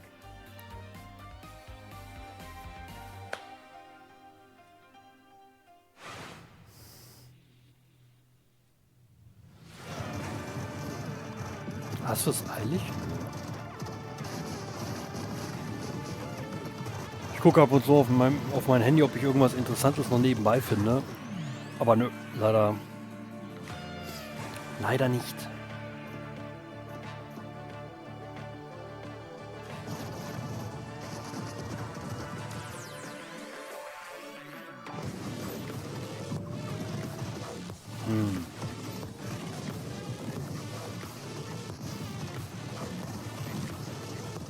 Das ist wild. So, hier, wie hieß denn das Spiel nochmal mit den Vampiren? Dammit. Wie nennt man diese Spiele allgemein? Die haben sogar einen Genrenamen.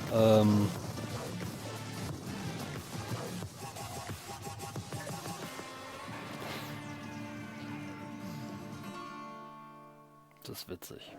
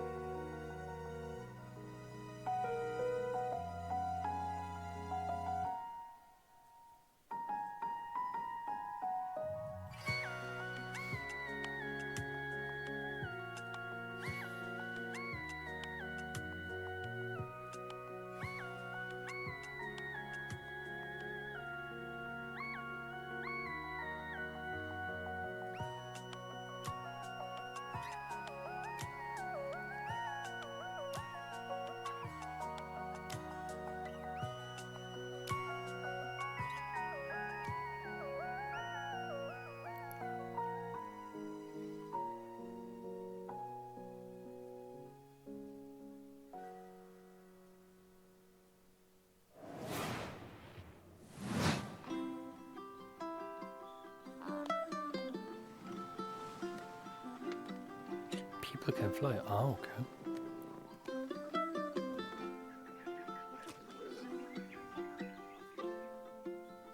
Wurden bei People Can Fly nicht auch einige Projekte jetzt eingestellt? Das ist doch schön, dass es das hier nicht ist.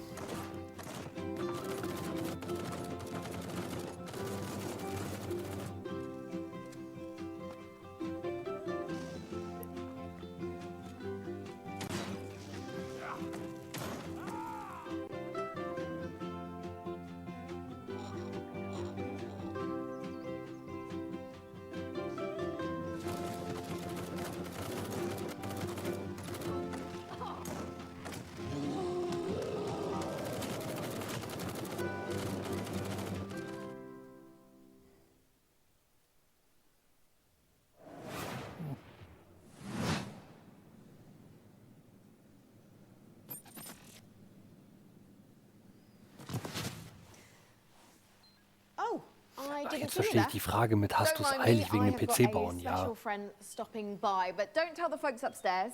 It's a surprise, you see. When you see them, just let them know that they can add any of today's exciting games to their wish list. Follow the link below to see all the goodies in today's show. And in the meantime, let's see what our friends over at Rogue Snail have been cooking up.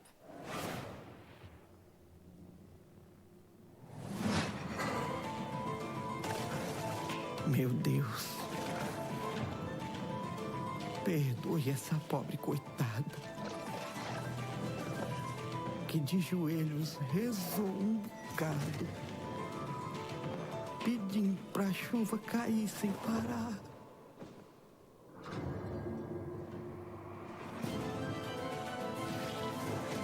O sertão é rico para quem tem olhos de ver.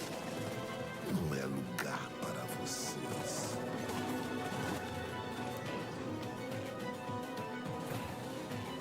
Uma pessoa pode lavrar um chão que nem mesmo cactos consegue brotar. Ja gut, ist halt. Todos precisam saber sobre o que de fato Hades nur aconteceu. spielt halt in Brasilien. Eles moveram mundos para acabar com o nosso lar. Perdemos, mas resistimos, como Mandacaru no meio da grande seca.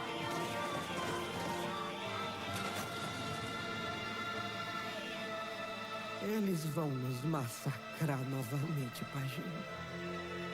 Eles vão nos massacrar. Um a um.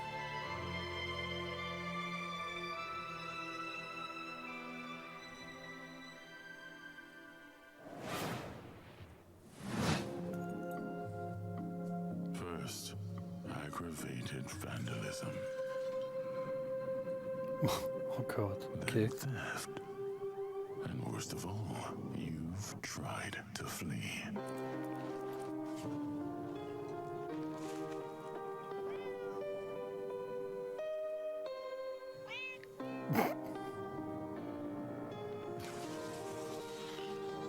And it pains me deeply.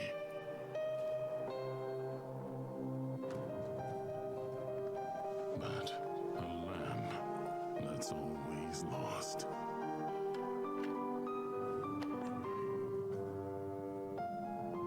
Has to be gold.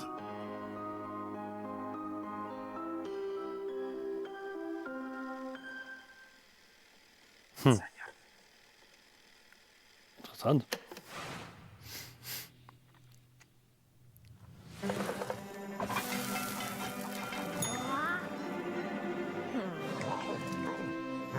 Chef, opening your own restaurant may feel like a fairy tale. Gerade passiert das. Essenspiel? Seriously? The hordes line up at the door. Elder gods are summoned. All of this can really burn your biscuits. But you will be forged in the fires of the kitchen. Master Sharpen your Tsunami. knives and master the magic of food. For an ancient hunger has awoken. And the path to a demon's heart is through its stomach.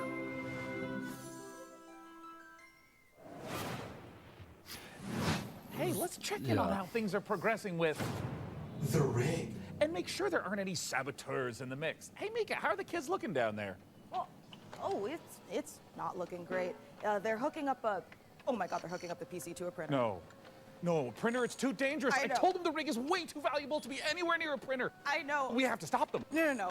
It's too late because they're downloading a driver. Oh, wait. God, why? Up. Maybe it's an okay. Jacob looks like he's laughing. Oh, no, he's sobbing. Oh, no. And now he's cursing God. Yeah. Why, you maniacs, why? Damn you, printers. Haven't you taken enough from us? Well, while our team does some troubleshooting, let's take back the post-apocalypse from hordes of mutants in co-op roguelite Guntouchables.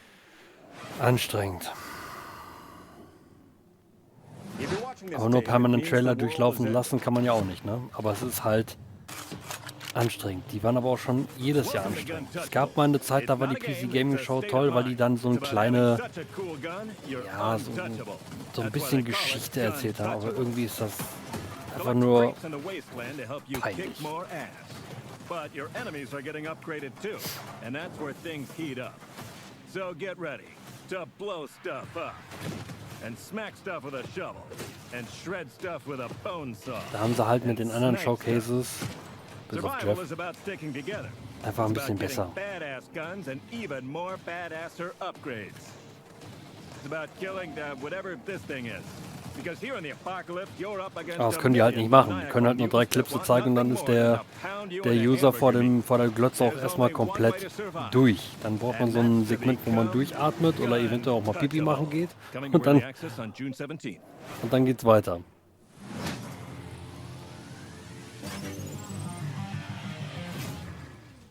New Blood. Ach, das sind doch die Shooter-Leute, ne?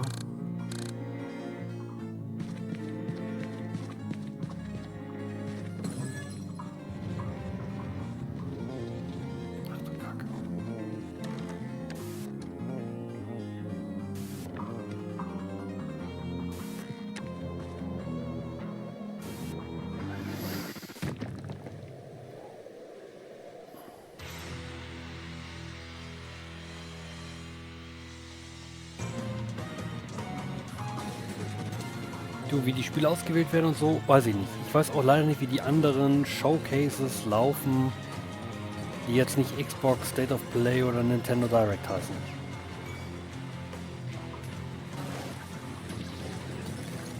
Ich glaube, bei der Wholesome Direct ist halt immer, glaube ich, der Entwickler anwesend, erzählt hat über sein Spiel.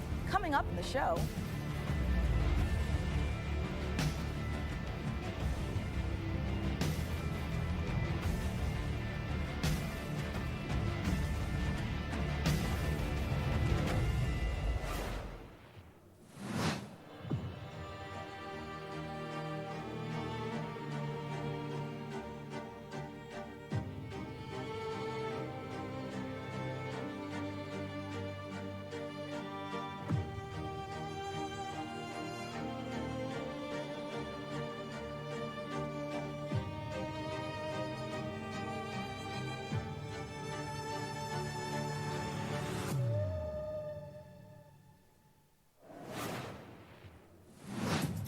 This is the Superhero Dispatch Network. I hope you're ready for your first shift. Stimmt. Ist ja auch noch. Hey team, this is your dispatcher. Ne, der Held, der deinen Super Armor verloren hat, so und dann in dieser Abteil arbeitet und Superhelden irgendwie koordiniert zuteilt. Today's Friday. I know. Ich glaube, da tue ich mir die Demo auch an. Ich Bock drauf.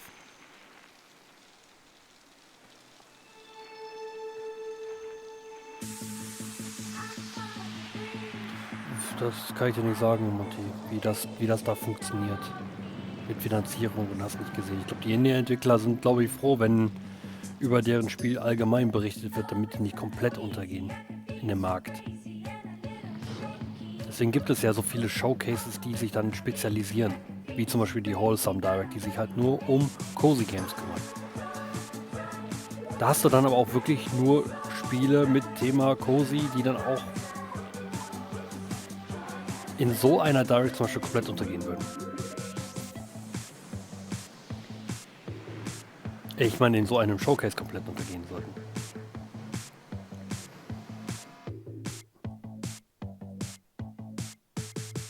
Das ist ja das Problem heutzutage. Es gibt einfach viel zu viel und man muss wirklich ausstechen. Sowas zum Beispiel wie World könntest du auf so einem Summer Game Fest nicht bringen. We can only hope the answer reveals itself Aber someday. ja, keine Ahnung. Until then, let's turn our attention to the latest from FBC Firebreak, the next game from Remedy. And if my tracker is working properly, it looks like Frankie met up with the Bureau.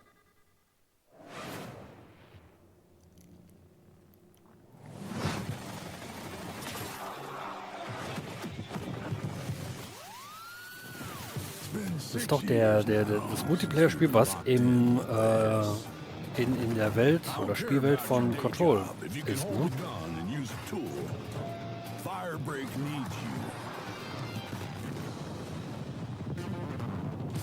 frank with you, this ain't an easy shift. But at least you won't be alone. Your fellow firebreakers will have your back.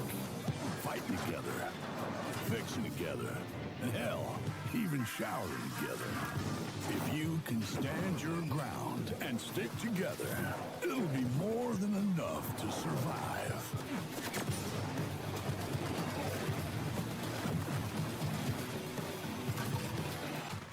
Corrupted item loose on site. Oh Gott, die Ampel.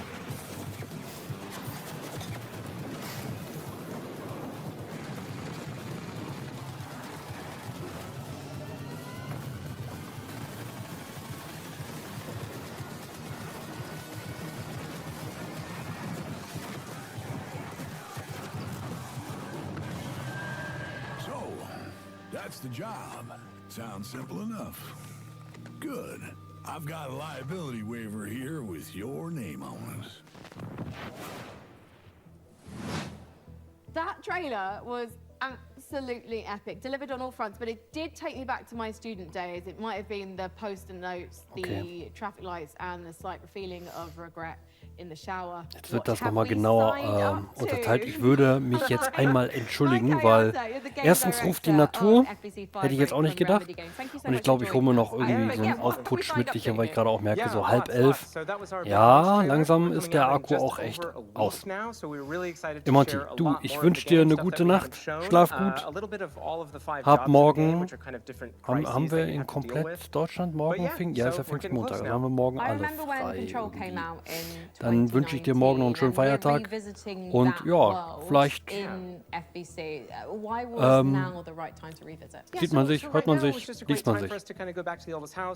Und ich habe die nicht vergessen. Ich habe hier noch so einen japanischen. Muss ich ihn ausprobieren, ob das Switch 2 funktioniert. Habe ich nämlich noch nicht gemacht. Genauso wie den Chico. Naja, genau. Hau rein. Hab einen schönen Abend trotzdem noch. Ne? Bye, bye. So, ich werde mich jetzt auch entschuldigen, kurz die Natur zurückrufen und so weiter. Ich lasse einfach mal weiterlaufen, in dem Sinne, bis gleich. Like tonally to the side of Control, and this was a really big challenge for us because of course Control was very moody and atmospheric and very like horror tinged, but of course it did always have that little edge of absurdity. And speaking to that, this is kind of like why we leaned into that more absurd angle, because you know Control was very carefully built for a single player experience. Since we are sort of a kind of joke around with your mates and just kind of have fun thing, we didn't want to totally like betray that franchise, but we did want to take those kind of recipe components and just flip them around. So we keep that kind of edge of like horror and tension and stakes, and we just add a lot of the absurdity at a higher value. So for example, like you saw Sticky Ricky, our gigantic monster made out of sticky notes. In one of our trailers, you know, somebody I think actually shouts like, "Sticky Ricky! Sticky Ricky!" Which was to us very, very funny, but to that character, completely terrifying. And Sticky Ricky is joining us today. Yes. He's just getting himself together, and maybe he'll answer a few of my questions. Say I don't necessarily have 3 straight-up fraggers on my team. Are there roles that we can adopt in this game? Yeah, absolutely. So the game is kind of built around a trifecta of kind of saved loadouts that are centered around tools. We call these crisis kits, and each one was developed with a different play style in mind. So we have one that kind of shoots these gigantic like liquid globules you saw in the trailer, and this is for the person we always just imagine almost like Scarface, like I don't really care, I just kind of want to, you know, paint the world with something. And then we have another one which is a tool that kind of looks like a pogo stick mixed with a defibrillator, and you might be surprised, but we always thought of this as like a precision and tactical instrument, just because you can kind of relocate yourself and move around easily. And then we have the last really complex tool, which is literally just a wrench. It's just a wrench. It's a gigantic piece of steel. So we made a lot of active decisions to try to get people right into the gameplay. So that's at the cost of some direct storytelling, but we haven't scrimped any on the world building and the big narrative and what it feels like to be inside of the oldest house. We do associate Remedy with these big narrative games, so much imagination, atmosphere, obviously Alan Wake, obviously Control. Sure. So this was like a new departure for you guys moving into this space. So why? Yeah. And to be clear, it's fundamentally different. You shouldn't go into this game whatsoever expecting those type of experiences, which, by the way, I personally adore. I started at Remedy as a massive fan of Remedy, so this isn't a pushback on that type of experience. But the thing is that we, as soon as we started making more than one game at the same time, we just wanted to say, hey, is there a way to kind of like open the doors? If you are a huge Control head and you know all of the lore and you really love it, and you can't convince your friends to try this game out, we wanted to give that kind of step in. So even though it's not really what Remedy is today, I do hope that a little over a week from now, it will be part of what Remedy is in the future. So, Mike, as an online cooperative shooter, what does this game look like in, say, a year's time? Yeah, that's a great question, especially because, you know, the online space, I think a lot of people treat it very differently. One of the big things that we're about is avoiding kind of like FOMO, like engagement. You don't need to check in every day. We're not going to kind of add a battle pass. So if you come in on day one and you come back to us a year from now, all you're going to see is all the great stuff that we have. And speaking of that, already in this year, we're going to add 2 more jobs. That adds to the other 5 game modes that we ship with. Already growing it by about 40% by the end of the year. We've got additional endgame systems and lots of plans. I'm just pitching, it's a stapler, like opened out and it just... Egal, ich habe mir jetzt was Schönes mitgebracht zum Aufpuppen. I'm a genius. So in the game, actually in that trailer, wie gesagt, ich würde mich freuen, wenn PC Gaming Show wirklich nur 2 Stunden geht, damit man eventuell sich doch vielleicht noch zumindest die Hosts am Direct anguckt. Würde mich zumindest sehr freuen. Aber das mit den Ampeln ist cool. Until it gives you a green light. There's another one, which is a stapler, which if you are a super Control nerd, you might remember from some of the posters in the oldest house. Is that a stapler an altered item? And then you see a nice little clip art of a stapler. Well, that stapler actually shows up, and it kind of behaves like a fly. It sort of like buzzes around your face and gives all the enemies a lot of additional health. So yeah, there you go. Where can we sign up? Yeah, lots of ways to play this game. Of course, we're on all the major consoles, on Epic Game Store, or you can head over to Steam where you can wishlist the game today. It comes out June 17th. Grab your friends, and we hope to see you there. Well, go on then. Go clean the oldest house. Sign up today. Thank you so much, Mike, and good luck. Thank you. Auch noch ein paar Wochen, ne, bis rauskommt. Ah, the FBC. Lovely bunch over there for, you know, as long as they last. Hey, didn't we cook up cool, a wenn's few tickets ankommt. for FBC personnel at some point? I mean, we offered, but spy gadgets just don't hit the same way when you spend your whole day working with evil typewriters and turn your bones backwards. Yeah, you know, that's a fair point. Well, up next, if you've been looking for the perfect excuse to wear a toga, and who hasn't, here's a look at Ubisoft's next entry in the long-running strategy city builder, Anno 117, Pax Romana. Neues von Anno. If you want to be immortalized in ornateness, here's a little lesson in greatness. If governing is your vocation, it's all about location, location, location. Go where you haven't gone before. Find a religion. Or five. Or more. Romanize your territories. Or keep them Celtic if you please. Sharpen your steel or lose your head. I'd prefer Pax Romana instead.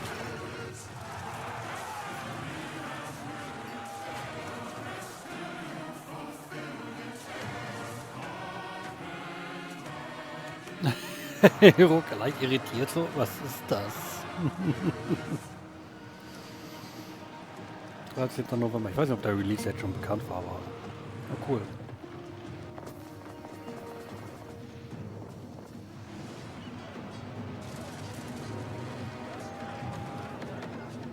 Boah, ich glaube, ich habe bisher nur 2 Annos gespielt. Das war einmal dieses Zukunftsanno mit einer 2 vorne dran.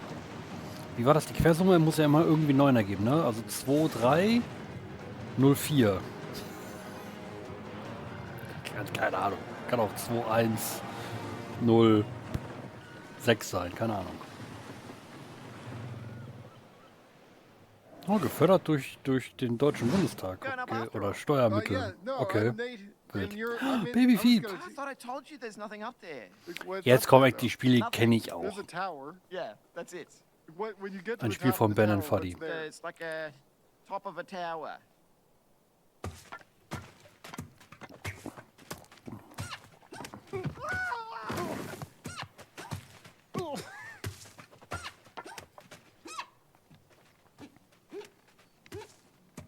There we go.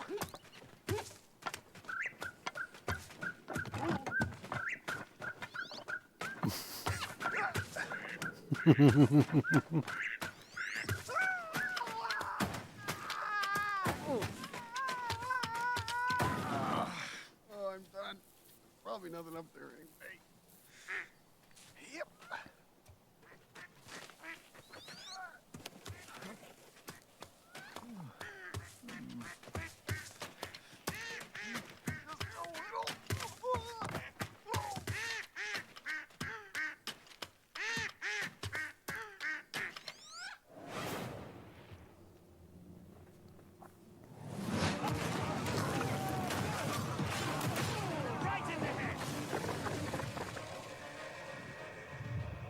Ein Warhammer-Spiel.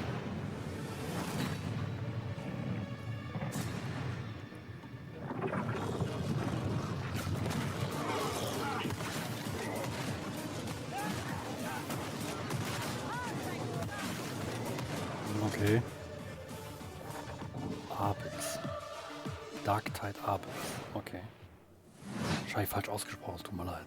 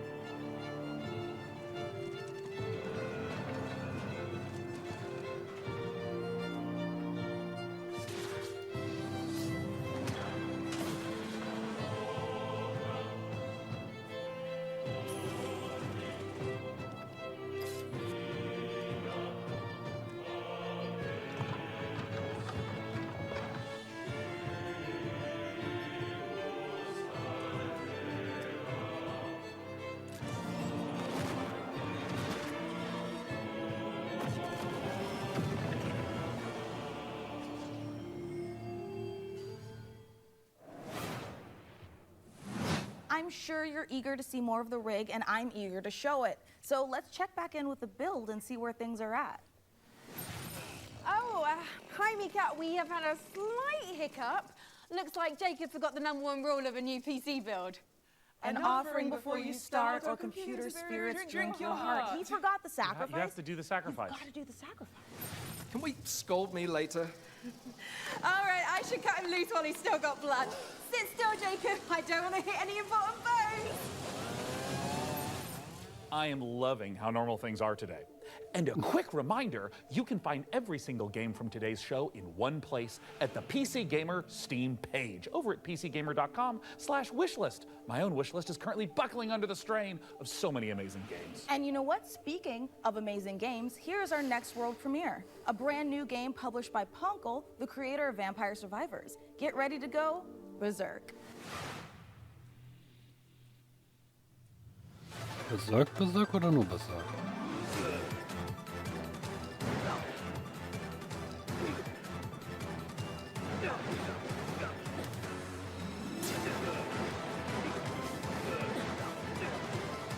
Ich bin sehend. Was?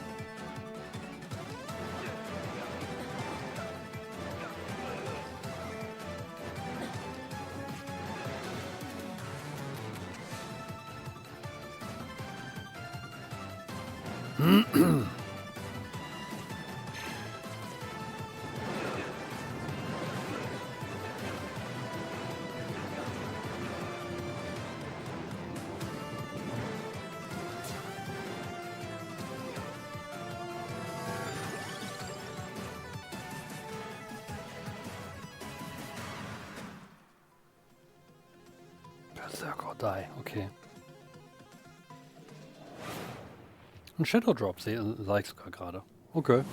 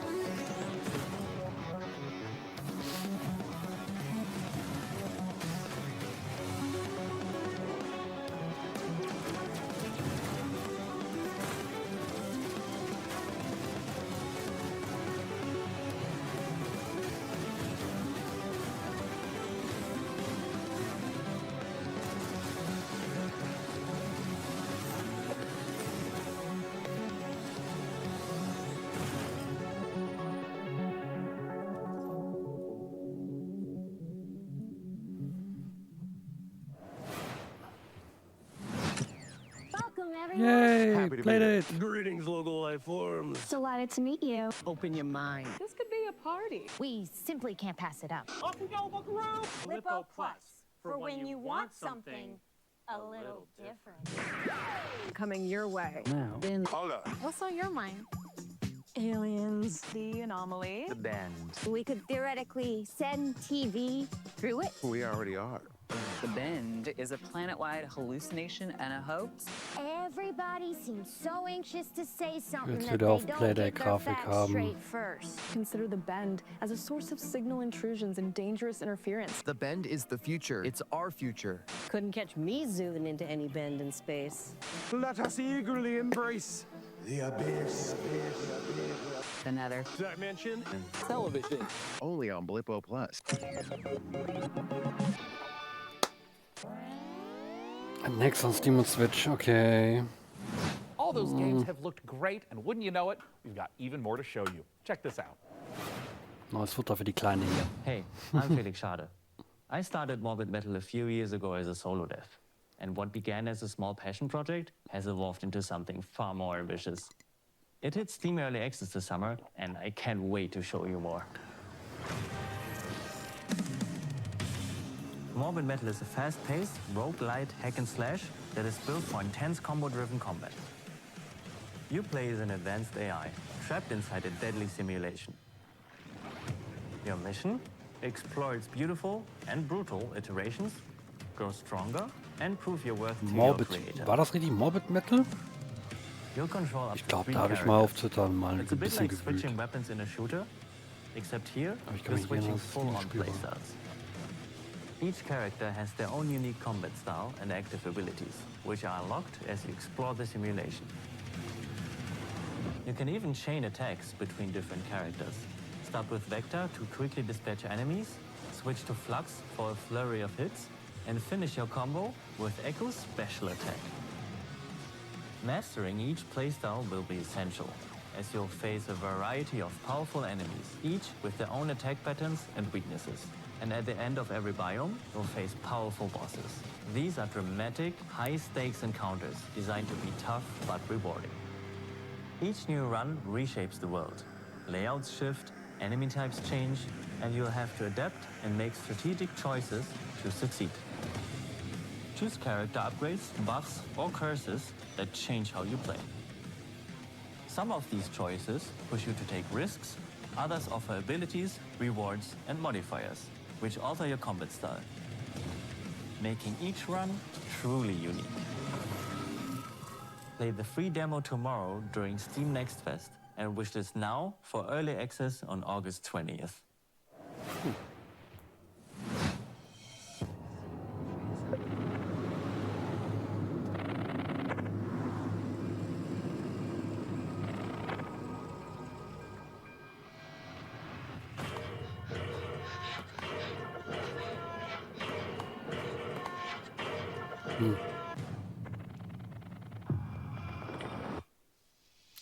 Lässt grüßen, ne?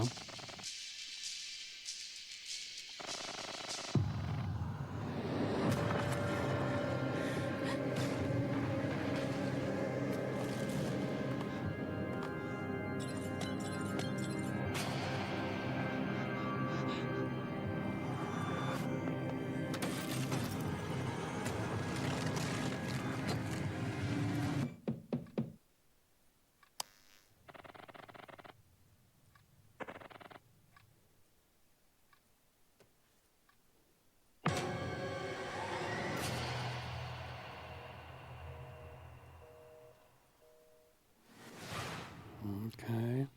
Sebi, hallo, grüß dich. Peggy 3. Schön, dass du noch eingeschaltet hast zur späten Stunde.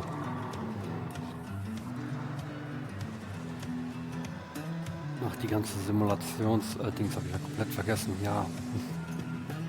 Naja. Achso, nebenbei, willkommen zur PC Gaming Show, die wir uns angucken. War jetzt nicht so viel dabei, wo ich jetzt sagen musste, aber ich bin auch gerade echt am Grübeln, wie lange der Spaß noch geht. Letztes Jahr hatten sie ja Anniversary, das ging viel. Dieses Jahr? I don't know.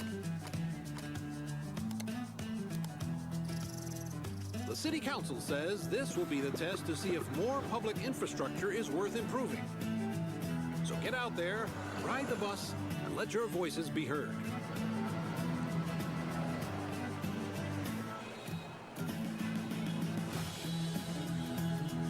Busbau, also Bussimulation Schrägstrich Planung. Hey, Sean, should we see what's going on the factory floor? Make sure there's no production line issues holding up the rig? Well, that's a great idea, and I've invented the perfect spy gadget for just that. Hey, Sean, there is a big window right behind us. We could just look through that.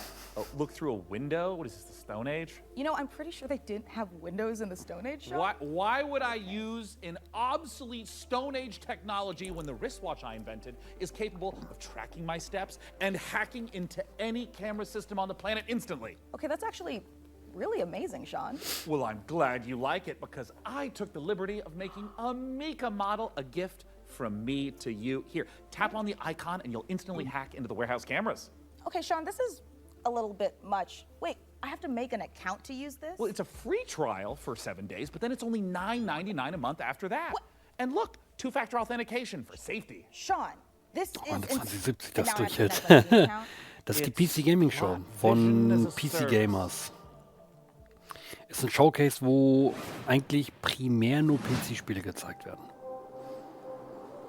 Aber ab und zu droppt auch mal ein Konsolenspiel, weil das irgendwie gerade da reinpasst oder so. Auf jeden Fall sehr gemischt. Das Gefühl, alles dabei. Im Gegensatz zu letztem Jahr nicht so strategielastig wie dieses Jahr. Nicht so strategielastig dieses Jahr. Aber alte Bekannte waren auch wieder schon dabei. Ne? Demonschool war dabei, Baby Steps war dabei, mit neuen Gameplay-Szenen, etc. etc. etc.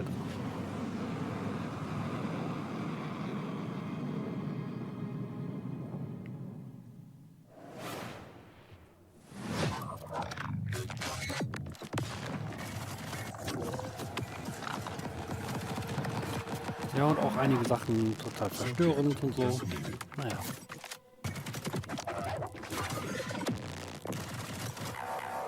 Gefühlt ist alles gut. Ne, ist doch nicht schlimm. Fragen kann man ja. Der Host sollte ja wissen, was er sich hier anguckt für einen Kram.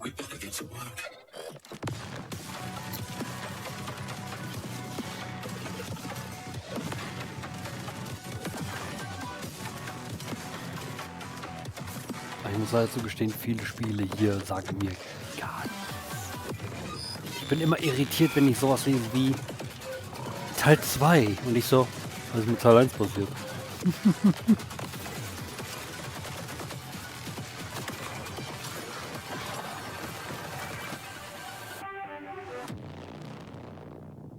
Mein Gott, ging da viel ab.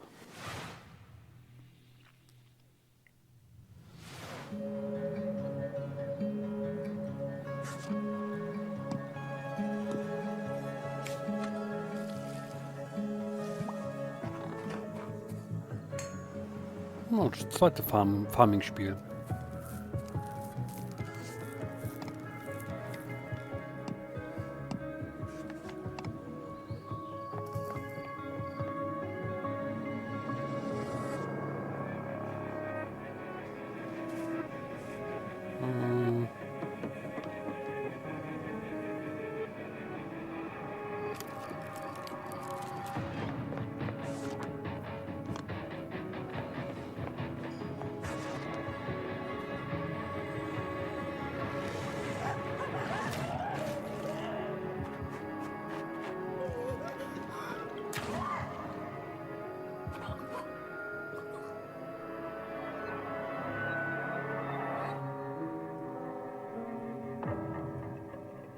Grave Season. Das ist doch auch so ein It's about time Blumenhaus-Game, someone ne? made a cozy life sim filled with supernatural horrors, just like my everyday-to-day life. And of course, it's from Blumhouse Games. Leider hat mich das Neverwader besser angesprochen bei Day of the Devs vorgestern. Danger of murder. So this should hopefully scratch an itch. And Grave Seasons isn't the only world premiere horror game we've got for you. Feast your eyes on this, if you dare. Oh, ich trau mich nicht. Ich guck weg. On this most auspicious of nights, I would like to raise a toast. New friends, I bid you welcome to the club. We've got to get out of here. This will help. I'll keep an eye out for anything dangerous. I'll check for anything on the floor. A terrible curse has drawn you together, but fear threatens to drive you apart. Did you seriously rob me? Is that blood? God! Oh, God! Keep your cards close to your chest. No, this isn't right. For you'll need to decide who you can trust. Is somebody there? Before the rest of my guests arrive.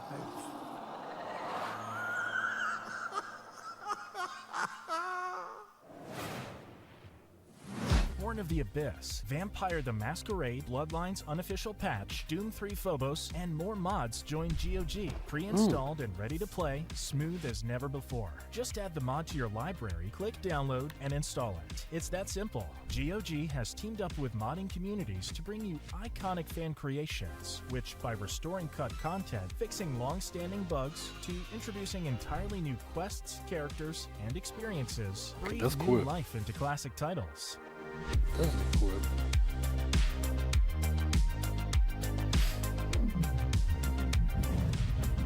And Oblivion.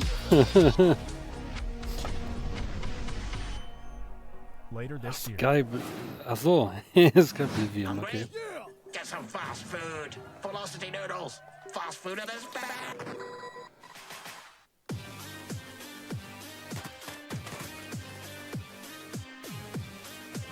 Okay. Hotline Miami lässt grüßen, ne?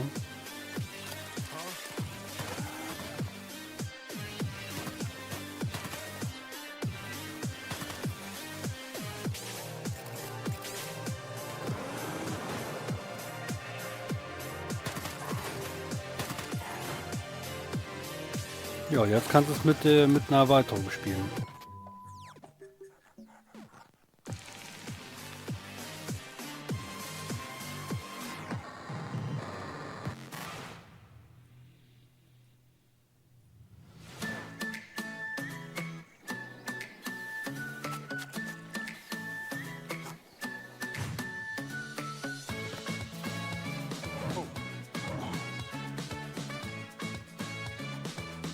Dritte Farming-Spiel. Aha. Na gut, könnte auch Animal Crossing sein.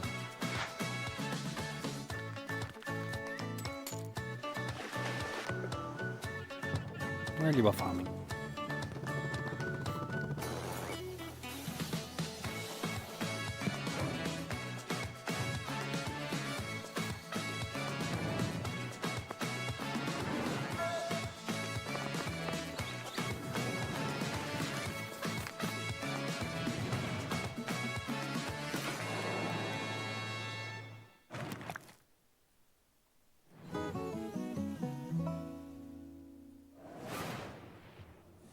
Well, Sean, by using my advanced spy technology of looking out the window, I think the rig Irgendwann is dieses just Jahr about ready to soll, boot glaube up. ich, was Hey Frankie, Neues how we doing in there? in dem alten Muster rauskommen. I Also in think dem we Muster are von just about ready to power Heroes this of Might and bad boy Magic, up. meinst du, oder? What do you think, J-Money? She's ready to roar.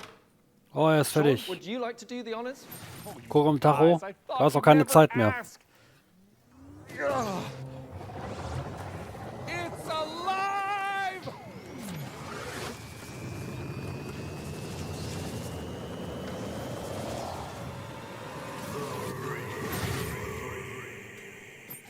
It's beautiful. It calls to me. I love it more than any parent could love their child. As a mother, I take offense to that. But in this case, I'll Mit so allow bunt. it. And if you are watching this now, this very PC could be yours.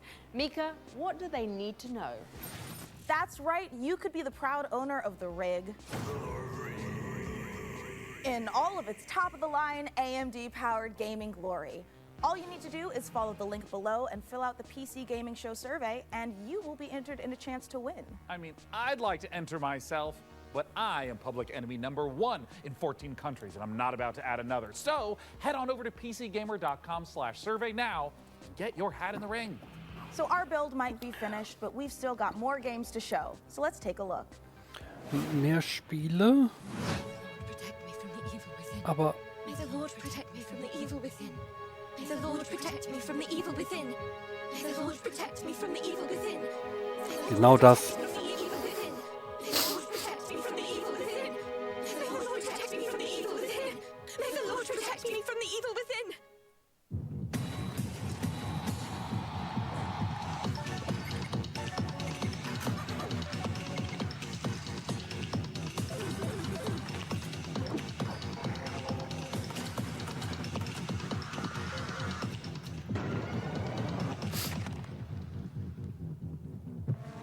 Wild.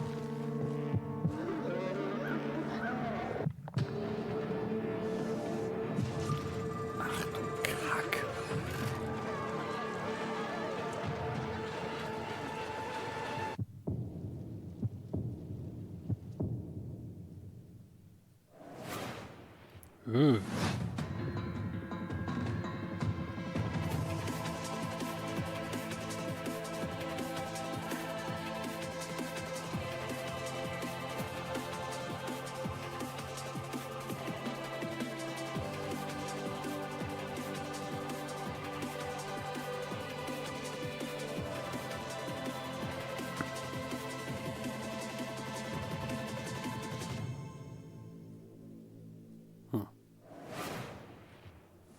We're Play Fusion, a studio done playing by AAA rules who still believe games belong to players. Descendant is an FPS capture the flag reimagining where Wieder in der strategy Ecke collides für Call of with Duty. chaos.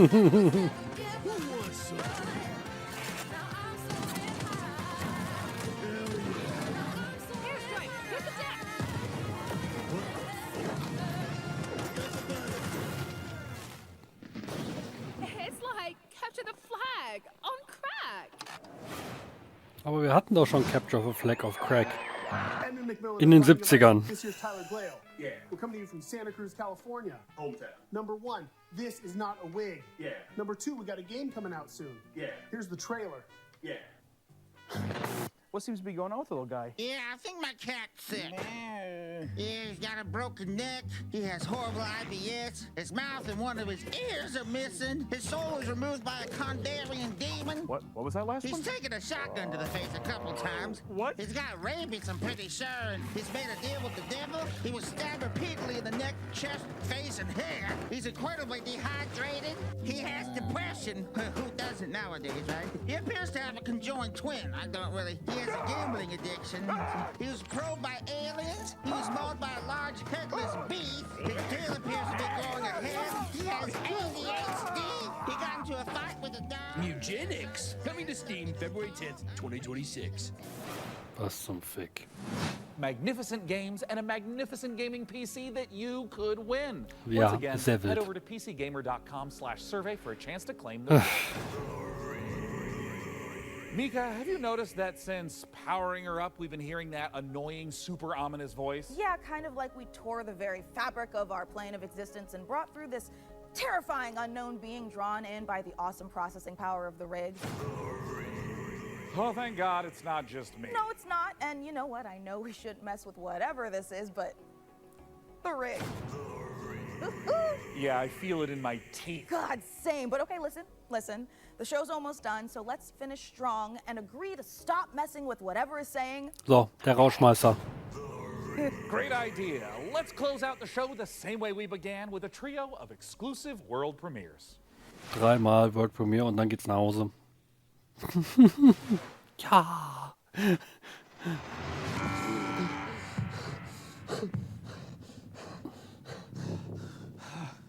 Paul Mason, 34, former surgeon at Westwood Hospital. You've been brought here to perform a surgery.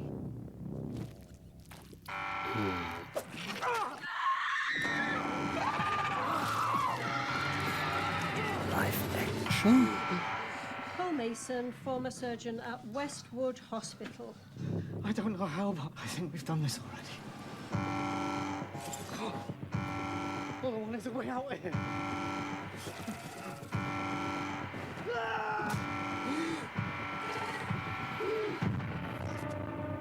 Dead Reset. Warning. Specimen containment breach. Okay. Ja. Das war ein schöner Rauschmeißer. Und da sind noch 2 weitere.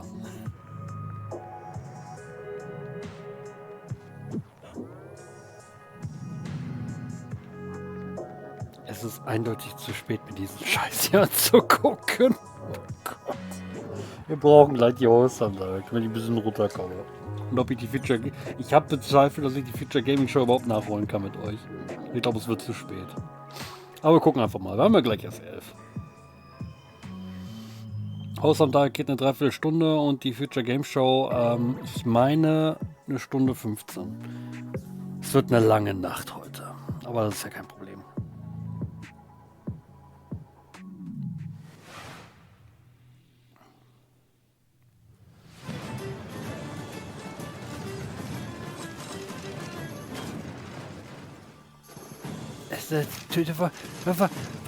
Was mache ich mir denn für Gedanken? Ich sehe ein Schloss auf Rädern, was gerade irgendwo rumballert und so, und das ist nicht roguelike.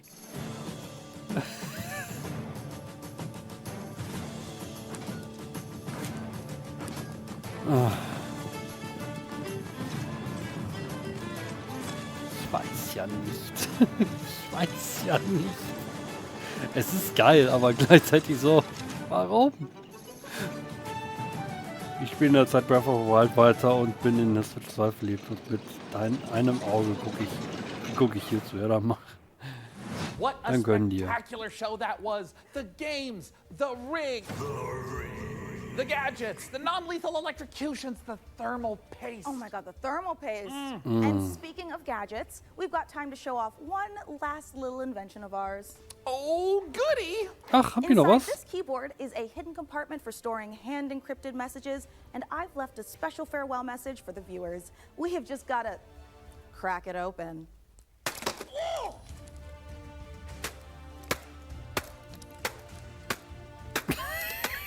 Ja, dabei guckt.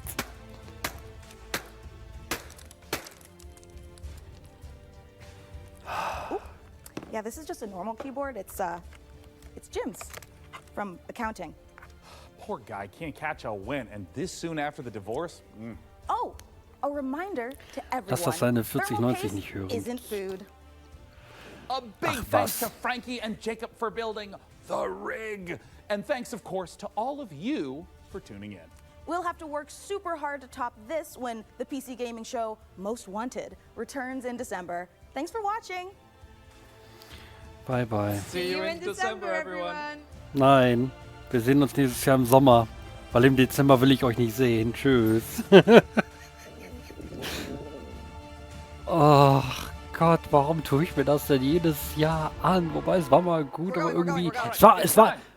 Oh, die Bloopers. Hello, everyone, to the PC Gaming Show pre-show. I'm exhausted from that. Trust me, you do not want to miss it. What the? Just what I like to hear. Oh, hi, Mum. I'm currently on set at the moment, building a PC. It's alive! You went like this. Yeah! It's alive. Oh. Shots for everyone. Mum, I'm currently on set building a PC. There it is. Oh, did you hear that? Jesus, Joe. I'm a monument to vanity. B. Hurry up, we don't have any time. Oh. Mum, I'm filming right now. I'm seducing you. Are you aroused? I can just, and I know how to read words. I went to college. Whoa. Oh. There it is. During let's go back to the top. I inhaled my spit. Better hurry up. This is starting to hurt, my guy. I can hear you, and so can the rest of the crew that I'm currently filming with. Let's take a look at our next game. That's a good take. If you dare. Spooky.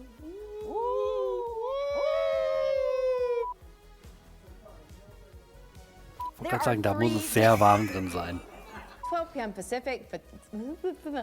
Oh, it's on the end of this cruise show. I'm ready to. Say hi, viewers of the PC Gaming Show 2025. Let's just get ready. There it is. Incredible. Bye. That might have been my greatest take of all time.